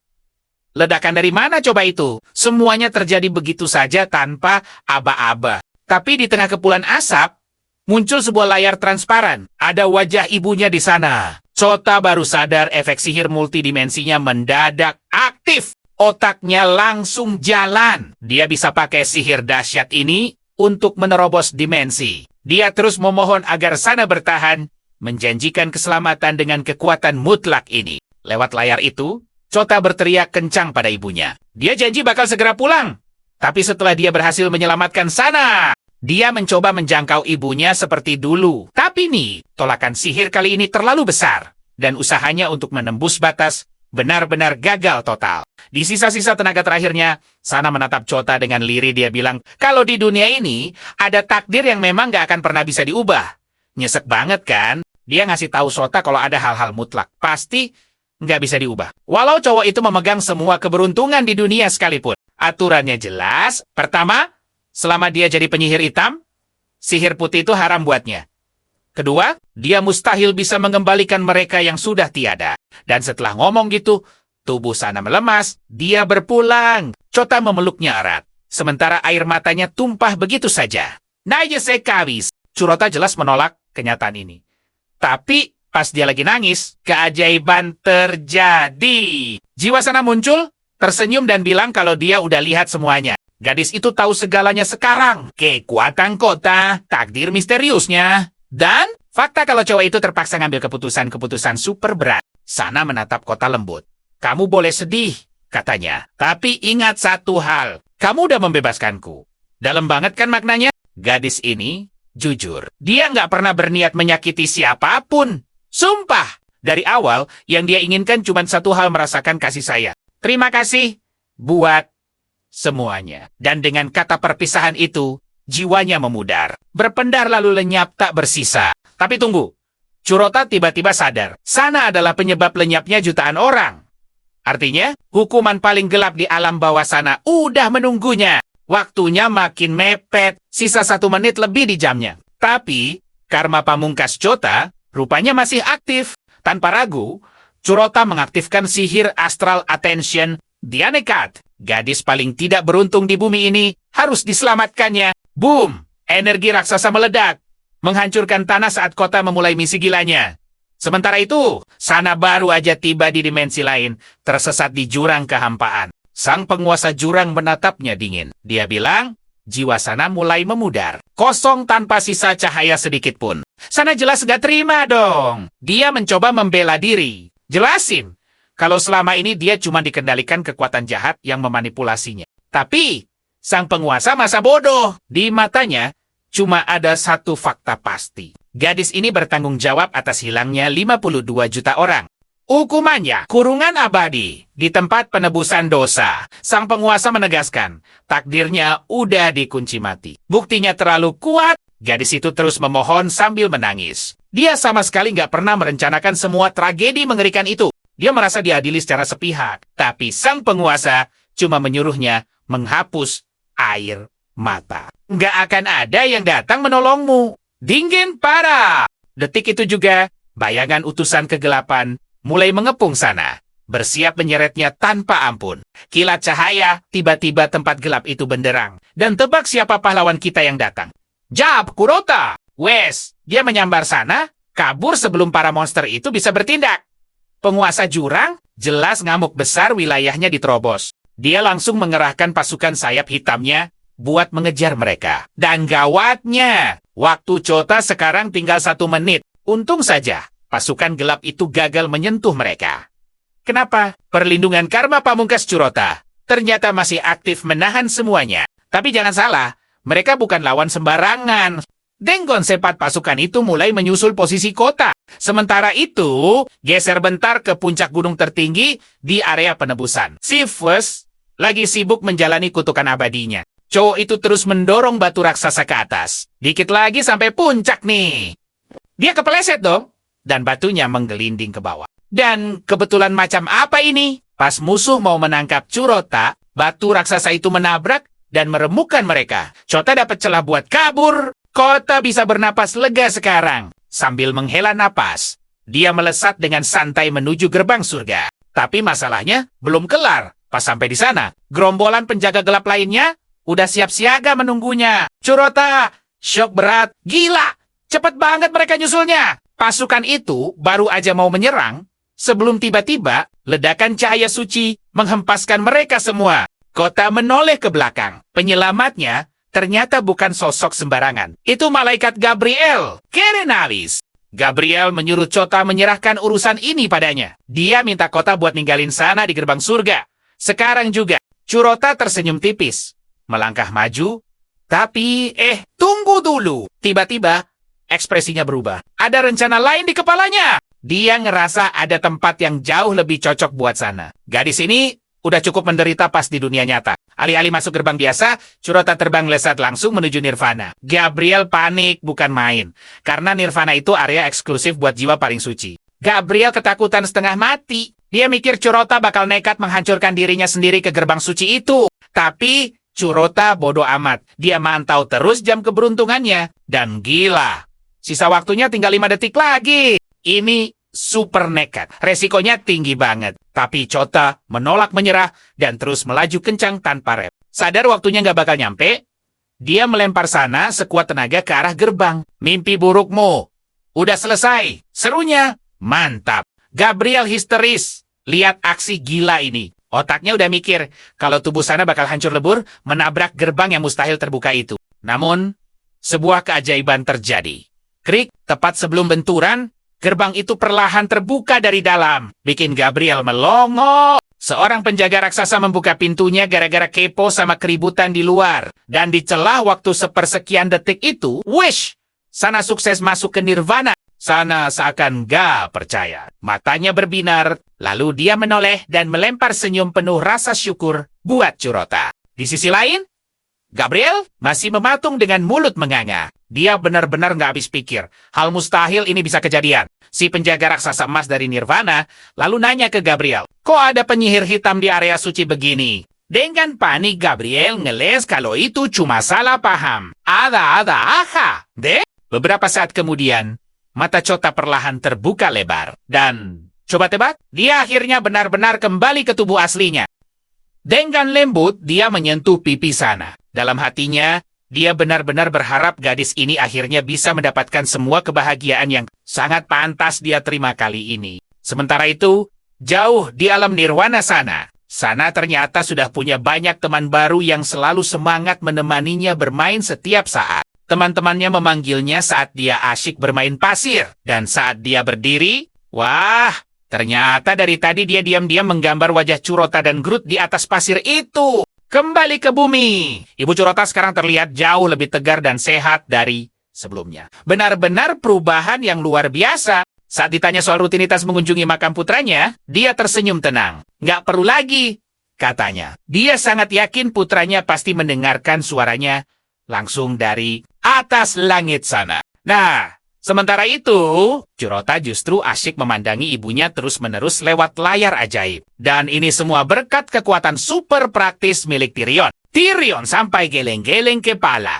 Bayangkan saja, kerjaan Chota seharian ini cuma melototin layar dan memperhatikan seorang wanita. Paruh baya yang sama sekali tidak Tyrion kenal. Tapi tunggu dulu, pikiran Groot beda lagi. Dia malah sangat yakin kalau kota sedang merencanakan konspirasi jahat tingkat tinggi. Makanya dia fokus banget ke layar itu. Tiba-tiba, Groot baru sadar. Ini kan wanita yang sama persis dengan yang mereka lihat di kedai waktu itu. Sosok yang Chota panggil dengan sebutan ibu. Chota pun mulai mengobrol sendiri dengan ibunya dari kejauhan. Dia curhat kalau kondisinya sekarang baik-baik saja. Tinggal di kastil super megah. Dan bahkan punya pasukan pribadinya sendiri. Saat Groot mendengar gumaman ini, ya ampun, otak goblinnya langsung menyimpulkan kalau Curota sedang bertukar informasi rahasia militer kelas atas. Gara-gara ucapan Curota barusan, Groot langsung mengambil kesimpulan kocak. Dia mengira wanita itulah sang guru besar yang mengajarkan semua kemampuan hebat Chota selama ini. Tanpa basa-basi, imajinasi Groot makin liar. Dia seyakin-yakinnya kalau Chota dan ibunya sedang menyusun rencana induk untuk menaklukkan seluruh alam semesta. Klasik banget kan? Groot langsung lari terbirit-birit mendekati layar itu. Dia langsung berlutut dan bersumpah setia, berjanji pada ibu Curota kalau dia akan mengabdi padanya seumur hidup. Di sisi lain, Tyrion sebenarnya mulai paham apa yang sedang terjadi. Tapi ya sudahlah, dia memilih diam saja dan membiarkan Groot tenggelam dalam hayalan konyolnya itu. Beberapa waktu kemudian, Chota kembali merenung. Situasinya benar-benar sulit. Sudah beberapa bulan dia terjebak di planet antah berantah ini tanpa jalan pulang. Padahal sekarang, dia bisa melihat ibunya meski dari kejauhan. Malamnya, saat Chota kembali melangkah masuk ke ruang proyeksi, dia malah menemukan Groot yang sedang asyik memandangi ibunya di layar untuk menggantikan tugasnya. Groot terlihat begitu antusias melakukannya. Kota yang melihat itu cuma bisa tersenyum tipis. Berterima kasih atas ketulusan hati si goblin kocak ini. Jauh di lubuk hatinya, Chota sangat yakin pasti ada jalan keluar dari masalah ini. Mengingat si penyihir hitam itu dulunya juga merupakan bagian penting dari Ordo Suci. Karena fakta itulah dia semakin optimis. Pasti ada suatu cara luar biasa untuk mengubahnya kembali menjadi pengguna sihir putih yang murni. Seperti dulu. Curota lalu berbisik pelan ke arah layar. Dia berjanji pada ibunya bahwa dia pasti akan berhasil melewati semua ini, supaya mereka berdua bisa segera berkumpul kembali. Nah, setelah puas melepaskan rindu pada ibunya, Curota menyuruh Tyrion untuk segera mematikan siarannya. Waktunya kembali fokus. Mereka harus segera mengurus rencana penting selanjutnya. Tanpa buang waktu, trio kita ini mulai mengobrak-abrik seluruh sudut laboratorium si penyihir hitam. Berharap penuh bisa menemukan benda ajaib atau petunjuk apapun yang berguna. Sayangnya, pencarian mereka awalnya nihil besar. Sampai akhirnya, Tyrion tak sengaja menemukan sebuah buku harian dengan tulisan bahasa yang super aneh. Dia langsung bertanya, apa Chota yang menulisnya? Chota memutar otaknya, mencoba menggali ingatan si penyihir hitam, tapi kosong. Akhirnya, dia ngeles dengan cepat dan berbohong. Kalau itu pasti tulisan salah satu pemujanya. Secara pengikutnya kan ada banyak. Tyrion kemudian menjelaskan satu fakta menarik. Teks di buku usang itu ternyata menggunakan bahasa iblis kuno. Pantesan saha. Bahkan, untuk sekelas Tyrion dan Curota pun, sandi ini sangat sulit dipecahkan. Setelah mengamatinya lebih dalam, Tyrion sangat yakin 100%. Mereka sedang berhadapan langsung dengan mahakarya asli dari seorang penyihir kuno yang legendaris. Dan karena itulah, secercah harapan muncul. Tyrion merasa sangat yakin kalau sang penulis buku ini pasti tahu cara rahasia untuk menyucikan kembali Curota dari kutukan sihir hitamnya. Tepat pada saat itu, mata Curota tak sengaja menangkap sebuah tanda tangan unik di sudut halaman. Dan coba tebak, ternyata nama yang tertera di sana adalah Talkum. Chota kembali menyelami pecahan ingatan si penyihir hitam di kepalanya. Dan bingo, dia baru sadar kalau di masa lalu, ternyata dia sudah pernah bertemu langsung dengan sosok Talcum ini. Curota langsung memberitahu mereka kalau Talcum itu rupanya seorang goblin. Dia buru-buru memanggil Groot dan bertanya apakah si goblin hijau ini pernah mendengar nama Talcum sebelumnya. Groot sontak menjawab dengan penuh semangat. Talcum itu bukan goblin sembarangan, tapi salah satu goblin terkuat yang pernah ada karena dia pengguna sihir. Usut punya usut, dia adalah kepala suku Droll. Mendengar itu, wajah Curota langsung cerah. Syukurlah Groot mengenalnya dengan baik. Tanpa ragu, Chota langsung meminta anak buahnya itu untuk segera memandu jalan menuju tempat persembunyian Talcum. Tapi ekspresi Groot langsung berubah kaget. Sambil menggaruk kepala, dia jujur ke Chota kalau klannya dan suku Droll itu, ya, sebenarnya punya hubungan yang lumayan buruk dan sering ribut. Curota tersenyum dan langsung meyakinkan Groot. Tenang saja, tidak akan ada yang berani melukainya selama Chota ada di sana. Singkat cerita, ketiganya pun tiba di wilayah suku Droll. Dan kejutan, mereka malah disambut dengan sangat hangat. Berkat kepingan ingatan si penyihir hitam, Curota baru sadar. Ternyata, dia sudah sangat sering mengunjungi tempat rahasia ini di masa lalunya. Di sana, duduk angkuh di atas singgasananya, sang ketua, Talcum. Auranya memancarkan baya tingkat tinggi, persis seperti rumor yang beredar. Dia perlahan turun dari takhtanya untuk menyambut kedatangan rombongan Chota. Dia cukup kaget melihat Chota membawa penyihir putih. Tapi, ekspresinya langsung berubah jijik setengah mati saat matanya menangkap sosok Groot si goblin campuran. Di mata Talcum, ras goblin campuran seperti Groot ini kasta terendah. Mereka dianggap cuma pantas melakukan pekerjaan kasar, tidak lebih. Dengan nada berat, Talcum mulai bertanya apa tujuan Curota jauh-jauh datang ke wilayah kekuasaannya. Tanpa basa-basi, Curota langsung menjawab kalau dia datang khusus untuk mencari ilmu dan pengetahuan dari sang ketua suku. Momen kebenaran tiba. Chota bermain bersih. Dia mengungkapkan niat aslinya untuk menyucikan diri dan lepas dari kutukan sihir hitam ini. Selamanya, jelas saja, Talcum terkejut bukan main mendengarnya. Dia menatap Curota tak percaya. Bertanya kenapa dia malah ingin membuang kekuatan sehebat itu. Chota cuma tersenyum tipis, ceritanya panjang. Tapi menguasai kembali sihir putih adalah harga mati baginya. Setelah berpikir sejenak, Talcum akhirnya mengangguk mantap. Dia meyakinkan Chota bahwa dengan kemampuannya, dia 100% bisa meracik ramuan penyucian khusus untuk menetralisir sihir hitam tersebut. Tapi tunggu dulu. Selalu ada tapinya kan. Ada satu syarat mutlak yang harus dipenuhi, Chota sebelum ramuan penyucian itu bisa diselesaikan. Gila kan? Ternyata mereka butuh bahan super langka. Dan tebak apa itu? Tubuh penyihir putih. Talcum santai mengusulkan untuk mulai prosesnya sekarang. Toh, Curota kebetulan membawa penyihir putih bersamanya, bukan? Tyrion. Dia jelas hampir pingsan saat mendengar hal gila itu. Tapi Curota langsung pasang badan. Dia tegas memperingatkan Talcum kalau Tyrion dilarang keras disentuh karena dia penyihir pribadinya. Ditambah lagi gadis ini ternyata sudah ditendang keluar dari Ordo Suci. Meski begitu, tenang saja. Curota meyakinkan Talcum kalau dia pasti akan membawakan target yang dia butuhkan dalam waktu dekat. Deal! Setelah mereka berdua sepakat, Curota bersiap pergi. Dia langsung menyuruh Groot untuk segera mengumpulkan dewan militer. Kenapa? Ya, karena mereka bersiap untuk pergi berburu besar-besaran. Curota sangat sadar.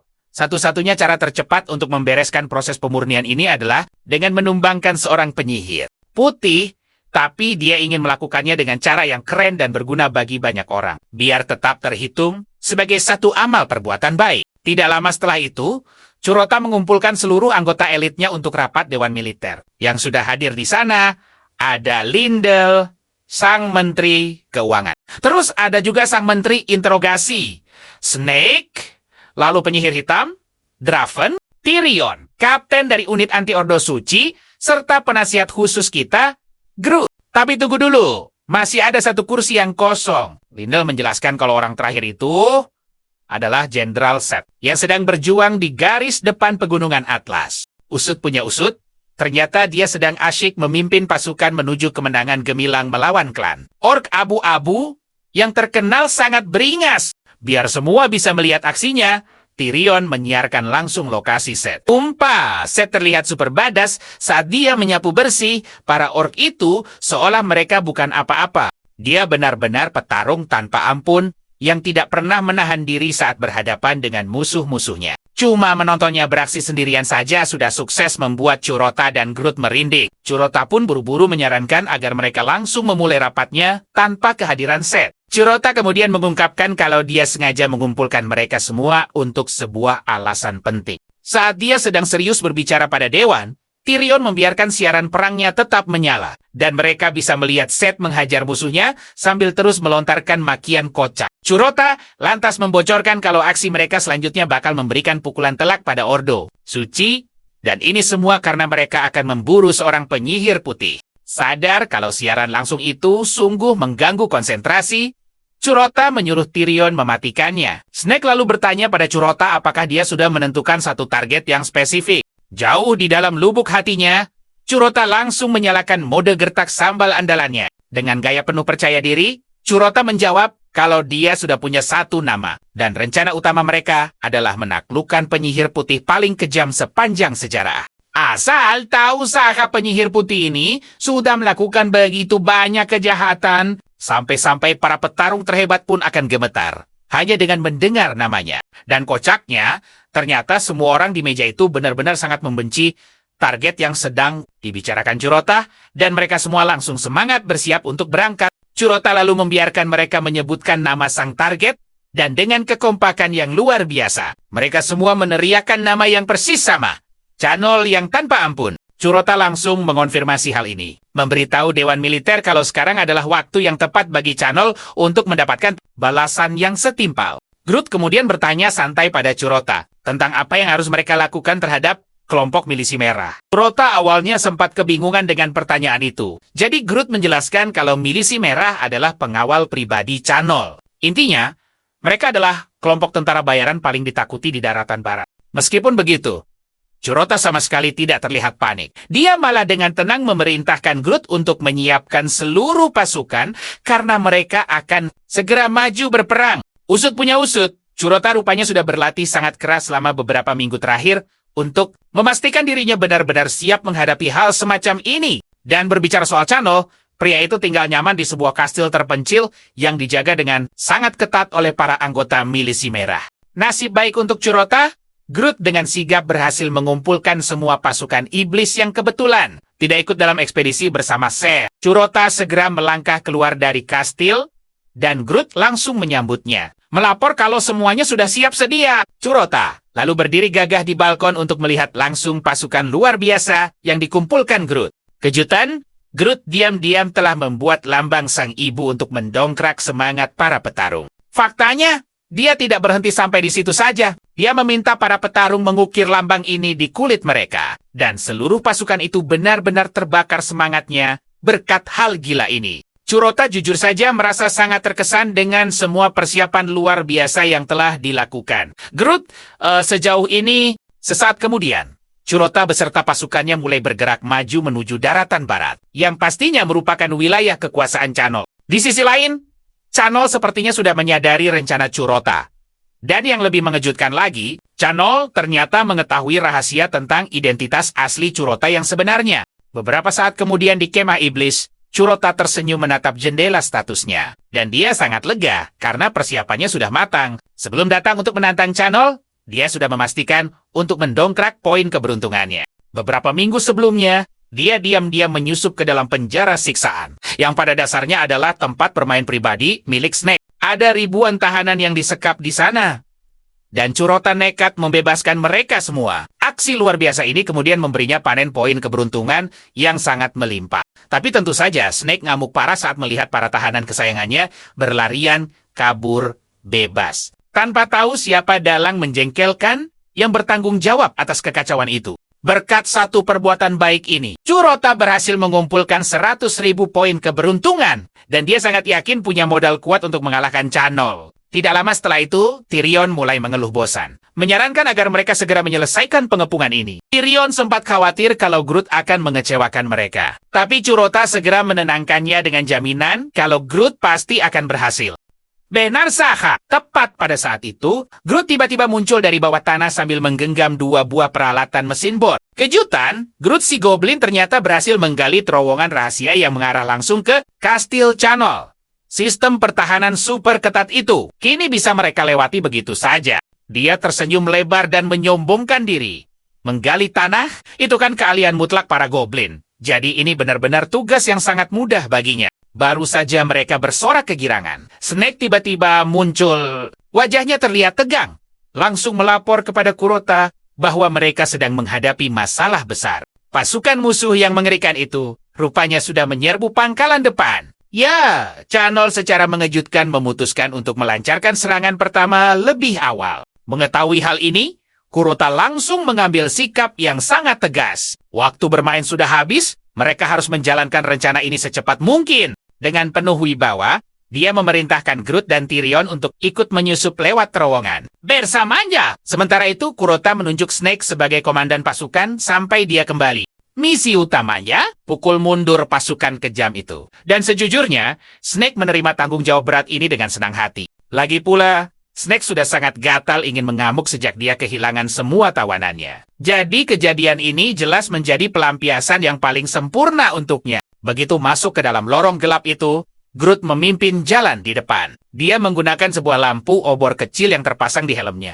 Beberapa saat kemudian, pop, mereka akhirnya muncul di area tempat tinggal Chanol. Dengan pakaian yang kini benar-benar berlumuran lumpur tebal. Target utama mereka ada di puncak menara yang tinggi. Ya, itu adalah kamar tidur Chanol. Kurota dan timnya langsung berlari secepat kilat. Berharap bisa menyelesaikan semuanya sebelum musuh sadar. Mereka mendobrak pintu itu dengan keras. Dan berharap Chanol pasti akan gemetar ketakutan melihat kedatangan mereka. Tapi, tunggu dulu. Pria itu justru terlihat sangat tenang. Dia bahkan masih menikmati minuman manis di tangannya. Dengan suara lantang, Kurota menyatakan, masa kejayaan musuhnya sudah usai. Namun, Chanol hanya tersenyum santai. Membalas bahwa dia sudah menebak kejutan ini dan menyiapkan penyambutan khusus sebelumnya. Dan tiba-tiba saja, bam! Sebuah kurungan energi magis langsung jatuh dan menjebak Kurota beserta seluruh penasihatnya. Walau begitu, pemuda ceria ini sama sekali tidak menganggap ini masalah besar. Dia sangat yakin kurungan sekecil ini tidak akan mungkin bisa menahannya.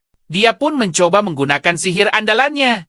Tapi, sangat mengejutkan. Energi mana menolak keluar dari telapak tangannya. Saat itulah Tyrion langsung menyadari situasinya. Mereka sedang berada di dalam penjara penyegel kekuatan. Intinya, siapapun yang terjebak di dalamnya akan kehilangan seluruh sihirnya. Chanol tertawa terbahak-bahak melihat tebakan mereka yang tepat. Tyrion lalu menjelaskan dengan panik bahwa kurungan ini adalah artefak suci tingkat tinggi milik para penyihir putih. Penjahat itu langsung membenarkannya. Ya, dia diam-diam mengambil benda pusaka itu saat dirinya diusir dari Ordo Suci dulu. Tyrion menatap Kurota dengan wajah pucat pasi. Situasi ini benar-benar gawat karena sekarang nasib mereka sepenuhnya bergantung pada belas kasihan Chanol. Karena sudah terpojok, Kurota dengan berani menantang lawannya untuk segera menghabisinya. Dan Chanol menerima permintaan itu. Tanpa buang waktu, dia memusatkan sihir serangan dahsyat dan melemparkannya tepat ke arah mereka.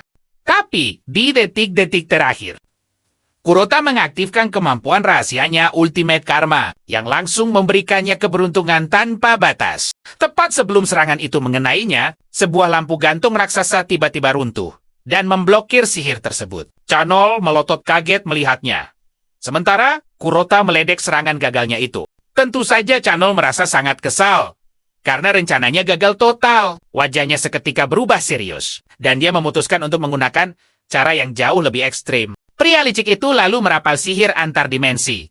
Memunculkan proyeksi sosok ibu Kurota. Dia akhirnya membongkar fakta, mengejutkan bahwa identitas asli pemuda itu sudah ketahuan. Chanol menjelaskan bahwa dia sudah mengawasi targetnya ini sejak lama sekali. Rupanya, dia menggunakan seekor kelelawar untuk memata-matai setiap gerak-gerik Kurota. Chanol mengaku melihat pemuda itu menatap sedih ibunya setiap hari. Dan dari situlah semuanya menjadi sangat jelas, Kurota sama sekali bukan berasal dari planet ini. Suara tawa jahat Chanol menggema di ruangan. Rencana aslinya sungguh mengerikan dia, kini menargetkan ibu Kurota. Groot terkesiap kaget. Rahasia terbesar Kurota yang selama ini dijaga rapat, ternyata berhasil ditebak dengan sangat mudah oleh musuh mereka. Namun, Tyrion berusaha menenangkan Kurota agar tidak panik. Lagi pula, sihir penembus dimensi yang mampu melintasi dunia hanyalah milik para penyihir putih.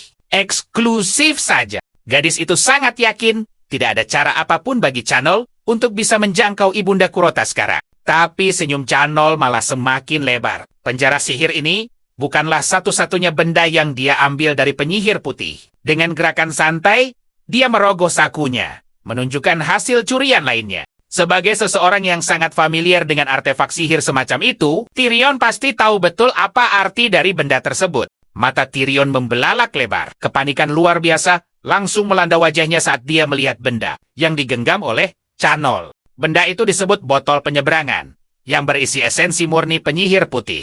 Siapapun yang meminum cairan, itu bisa melompati dimensi untuk sementara waktu. Padahal, botol berbahaya itu seharusnya sudah lama dimusnahkan. Tawa licik Chanol terdengar semakin tajam saat dia membeberkan fakta bahwa salah satu botol sakti ini masih utuh bersamanya. Tanpa ragu, dia meminum sedikit cairan esensi magis tersebut. Ganggus! Akses menuju portal dimensi seketika terbuka lebar di hadapannya. Tepat sebelum kakinya melangkah ke sisi lain, dia menyuruh Kurota mengucapkan selamat tinggal. Karena setelah selesai melenyapkan ibunya, dia akan kembali ke sini untuk menyingkirkan pemuda itu. Rasa takut langsung menguasai seluruh tubuh Kurota. Pemuda tangguh itu berteriak histeris, memohon dengan sangat agar musuhnya sama sekali tidak menyentuh ibunya. Tapi Chanol mengabaikannya dan terus berjalan mendekati sang ibu. Di saat yang sama, Kurota sangat kebingungan. Kenapa sistem Ultimate Karma miliknya tidak bereaksi sedikit pun melihat semua ini? Situasinya makin memburuk.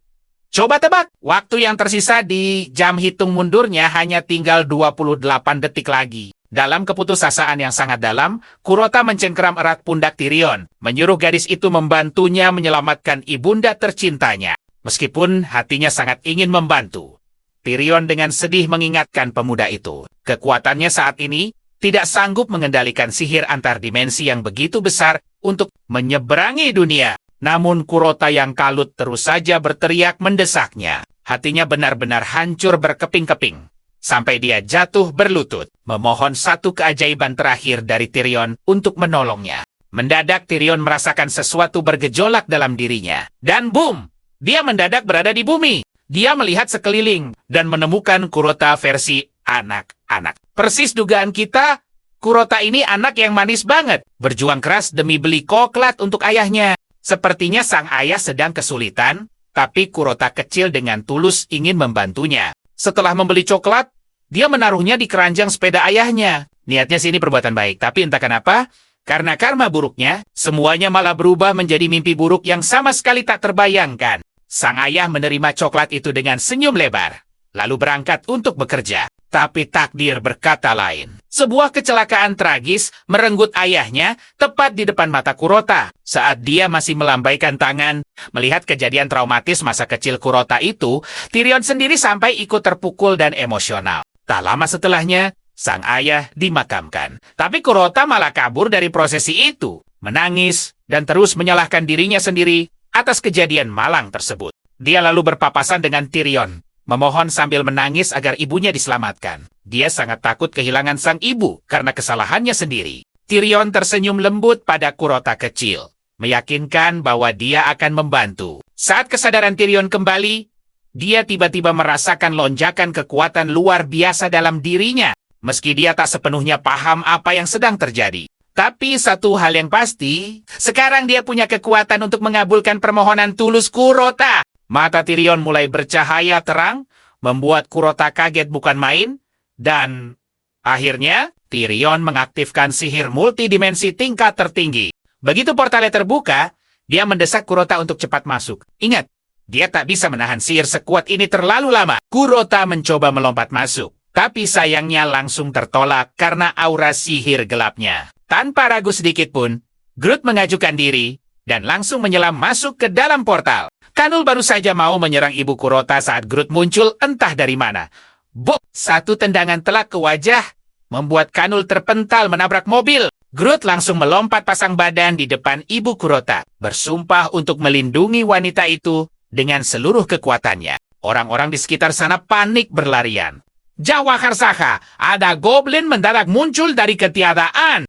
Tapi di sisi lain, ibu Kurota malah terdiam dan mematung. Dan Groot menyuruh wanita itu tenang. Dia menjelaskan bahwa dirinya adalah penasihat sang penyihir gelap. yang khusus diutus untuk melindunginya. Groot juga memberi peringatan keras pada Kanul. Berani mencoba menyentuh Ibu Kurota sedikit saja, berarti Kanul harus melangkahinya lebih dulu. Kanul yang terhuyung akhirnya bisa kembali berdiri tegak. Lalu dia malah menertawakan Groot, meremehkan bahwa dirinya hanya butuh sedikit esensi kehidupan. Di sisi lain, waktu keberuntungan Kurota akhirnya habis, membuatnya jadi benar-benar tidak berdaya sekarang. Merasa tidak berguna, dia memanggil Tyrion untuk menyeberang dimensi membantu Groot. Tapi saat menoleh, Tyrion ternyata sudah jatuh pingsan karena kehabisan tenaga secara total. Melihat situasi kacau ini, Kurota sadar, satu-satunya harapan yang bisa dia andalkan sekarang hanyalah Groot. Kembali ke bumi, Kanul benar-benar dibuat kesal dengan tingkah Groot yang terus-terusan mengganggunya. Dia mengangkat tangan, bersiap menghancurkan Groot dengan sihirnya. Tapi anehnya Zong, tidak terjadi apa-apa sama sekali. Groot langsung meledeknya habis-habisan. Di bumi itu tidak ada sihir, kawan. Artinya, mereka hanya bisa mengandalkan kekuatan fisik murni. Groot tidak menunggu lama dan mengambil inisiatif. Dia melesat maju dengan 2 pedang kembar di tangannya. Dia mencoba menusuk, tapi Kanul dengan gampangnya menangkis serangan itu memakai pedangnya sendiri. Kanul lalu membalas dengan menyayat dada Groot dan menendangnya sampai terpental sangat jauh ke belakang. Groot menabrak tembok dengan sangat keras, menyisakan kepulan debu tebal. Kanul kemudian berjalan mendekati Ibu Kurota, berniat menghabisinya sebagai balasan karena Kurota telah berani menginvasi wilayahnya. Kanul mengangkat pedangnya untuk menebas, tapi luar biasanya Ibu Kurota sangat sigap. Dia menahan serangan itu menggunakan pintu mobil. Jujur, Kanul agak terkesan melihat wanita ini berani melawan balik. Tapi sayangnya, kekuatannya terlalu lemah. Kanul baru saja mau tertawa meremehkan. Sampai tiba-tiba, Ibu Kurota menyemprotkan gas merica tepat ke matanya. Kanul seketika menjerit kesakitan. Saat Kanul masih berteriak heboh, sambil menangisi kedua matanya yang perih. Ibu Kurota langsung berteriak keras ke arah Groot, menyuruhnya cepat bangun. Suara lantang itu menggema dalam benak Groot. Alam bawah sadarnya mengingatkan. Dia harus kuat. Tuan Kurota benar-benar mengandalkannya saat ini. Groot akhirnya bangkit kembali. Wanita itu melemparkan tongkat pemukul teleskopik dan menyuruh Groot memakainya. Dengan tangkas Groot menangkap tongkat itu, lalu melompat menyerang Kanul sekuat tenaga. Kanul mencoba menangkis, tapi pukulan tongkat itu benar-benar menyakitkan para jalahi. Gerakan Groot sekarang jauh lebih cepat dari sebelumnya. Tepat saat itu, Ibu Kurota melempar kaleng semprotan merica ke arah Groot, menyuruhnya untuk ikut menggunakannya juga. Karena si Goblin ini sama sekali tidak paham teknologi manusia. Groot malah memukul kalengnya sampai hancur berkeping-keping. Ibu Kurota sampai melongo kaget.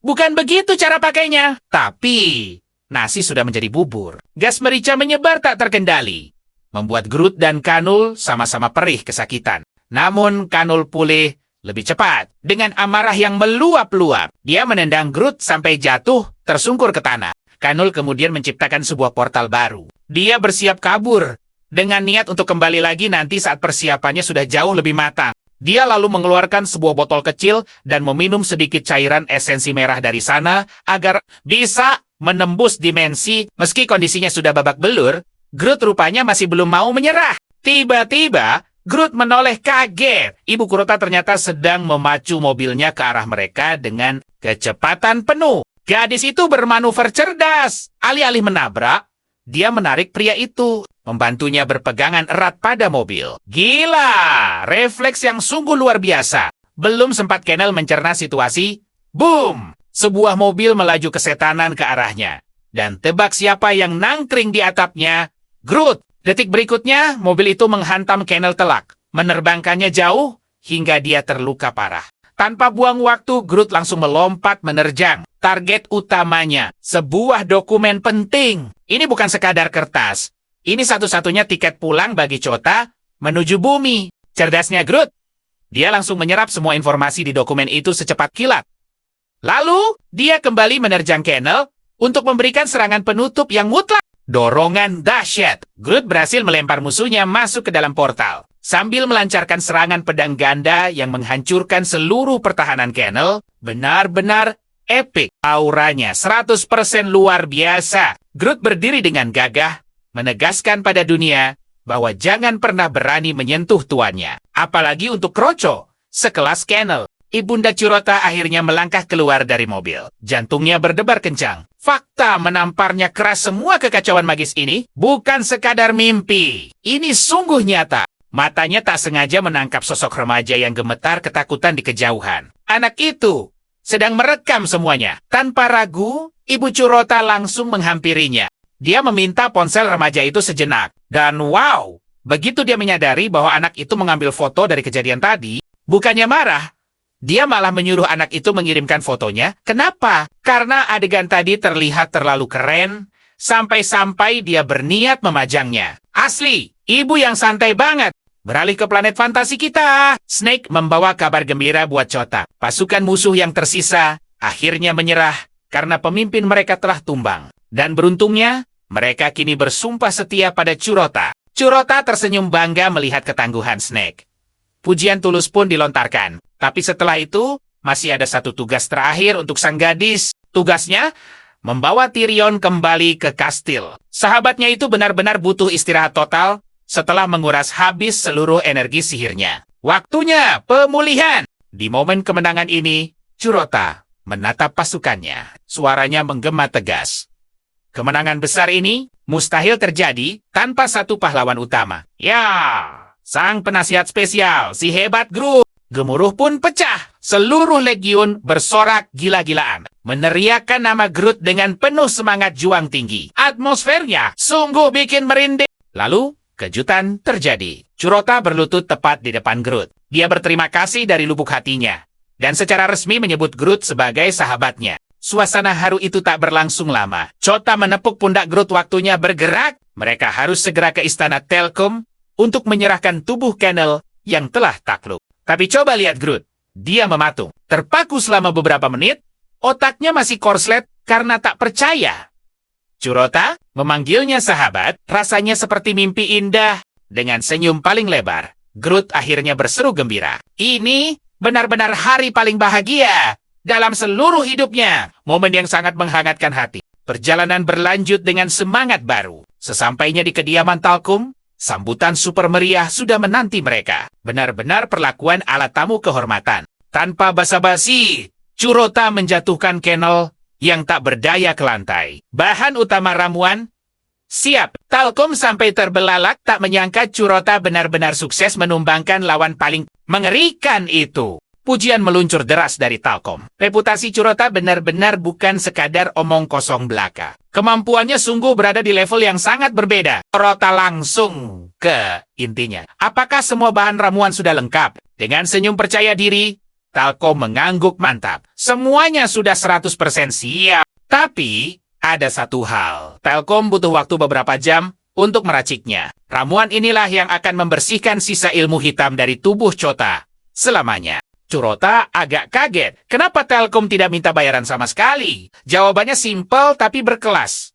Bisa menyelamatkan seorang teman, itu sudah bayaran yang cukup. Mengesankan. Talkum langsung bertindak sigap. Pasukan goblin khususnya diperintahkan untuk memindahkan tubuh tawanan mereka ke laboratorium. Rahasia. Persiapan ramuan pun segera dimulai dengan cepat. Sambil menunggu prosesnya, Chota dan Groot memutuskan untuk berjalan santai menyusuri lorong-lorong. Megah di dalam istana Talkum. Kota tak bisa menyembunyikan rasa antusiasmenya. Begitu proses pemurnian ini selesai, dia akhirnya bisa membangkitkan kekuatan sihir antar dimensi miliknya. Bakal sekeren apa itu? Sambil ngobrol asik, Curota mengungkit soal pasukan goblin yang mereka temui tadi. Penampilan para penjaga itu asli, terlihat sangat intimidatif dan tangguh. Groot mengangguk setuju. Mereka dijuluki 4 bencana, prajurit paling mematikan dari suku Drogal. Konon, nama itu diambil dari suara benda keras yang dihancurkan oleh rahang mereka. Menegangkan. Fakta menariknya lagi. Suku Drogal ini sudah menaklukkan hampir semua klan saingan. Tak heran kalau mereka sekarang memegang posisi absolut sebagai faksi goblin terkuat. Tapi, tunggu dulu. Ada tapinya. Tentu saja, Groot mulai menyombongkan klannya sendiri. Klannya itu super spesial, pengecualian dari segala aturan. Namun, di tengah keseruannya membual. Krak, sebuah suara aneh terdengar dari ruangan belakang. Insting bertarung mereka seketika aktif. Keduanya langsung menerobos masuk untuk menyelidiki. Tapi, anehnya ruangan itu kosong melompong. Sama sekali tidak ada orang di dalam. Tapi, Curota bukan orang yang gampang dikelabui. Instingnya menolak percaya. Dia langsung mengaktifkan sihir pelacaknya untuk membongkar misteri apapun yang disembunyikan di sana. Mata Groot menyapu sekitar dengan cepat. Tunggu, ini ruang kerja Telkom. Otaknya langsung menyimpulkan pasti ada jalan rahasia yang disembunyikan di sini. Klasik, tapi patut dicurigai. Bingo, berkat pancaran sihir Karota yang tajam, mekanisme rahasianya langsung ketahuan dengan mudah. Pelatuknya ternyata adalah sebuah buku. Detik itu juga, rak bergeser, membuka akses menuju lorong rahasia. Curota menoleh cepat, memberi isyarat tegas agar Groot segera mengikutinya masuk ke dalam. Tapi peringatan keras diberikan. Curota menyuruhnya ekstra hati-hati. Dia bisa merasakan aura ilmu hitam dalam jumlah masif menguar dari bawah tanah. Hawa di sana sungguh tidak wajar. Sesampainya di ruang bawah tanah, astaga, pemandangan mengerikan yang sama sekali tak terduga. Ratusan goblin dijadikan subjek eksperimen gelap yang tak manusiawi demi mengubah kekuatan alami. Mereka gila. Mulut Groot terbuka lebar. Tubuhnya membeku seketika saat matanya tak sengaja menangkap sosok goblin. Wanita yang sangat dia kenali. Ya ampun, apa yang sebenarnya terjadi di sini?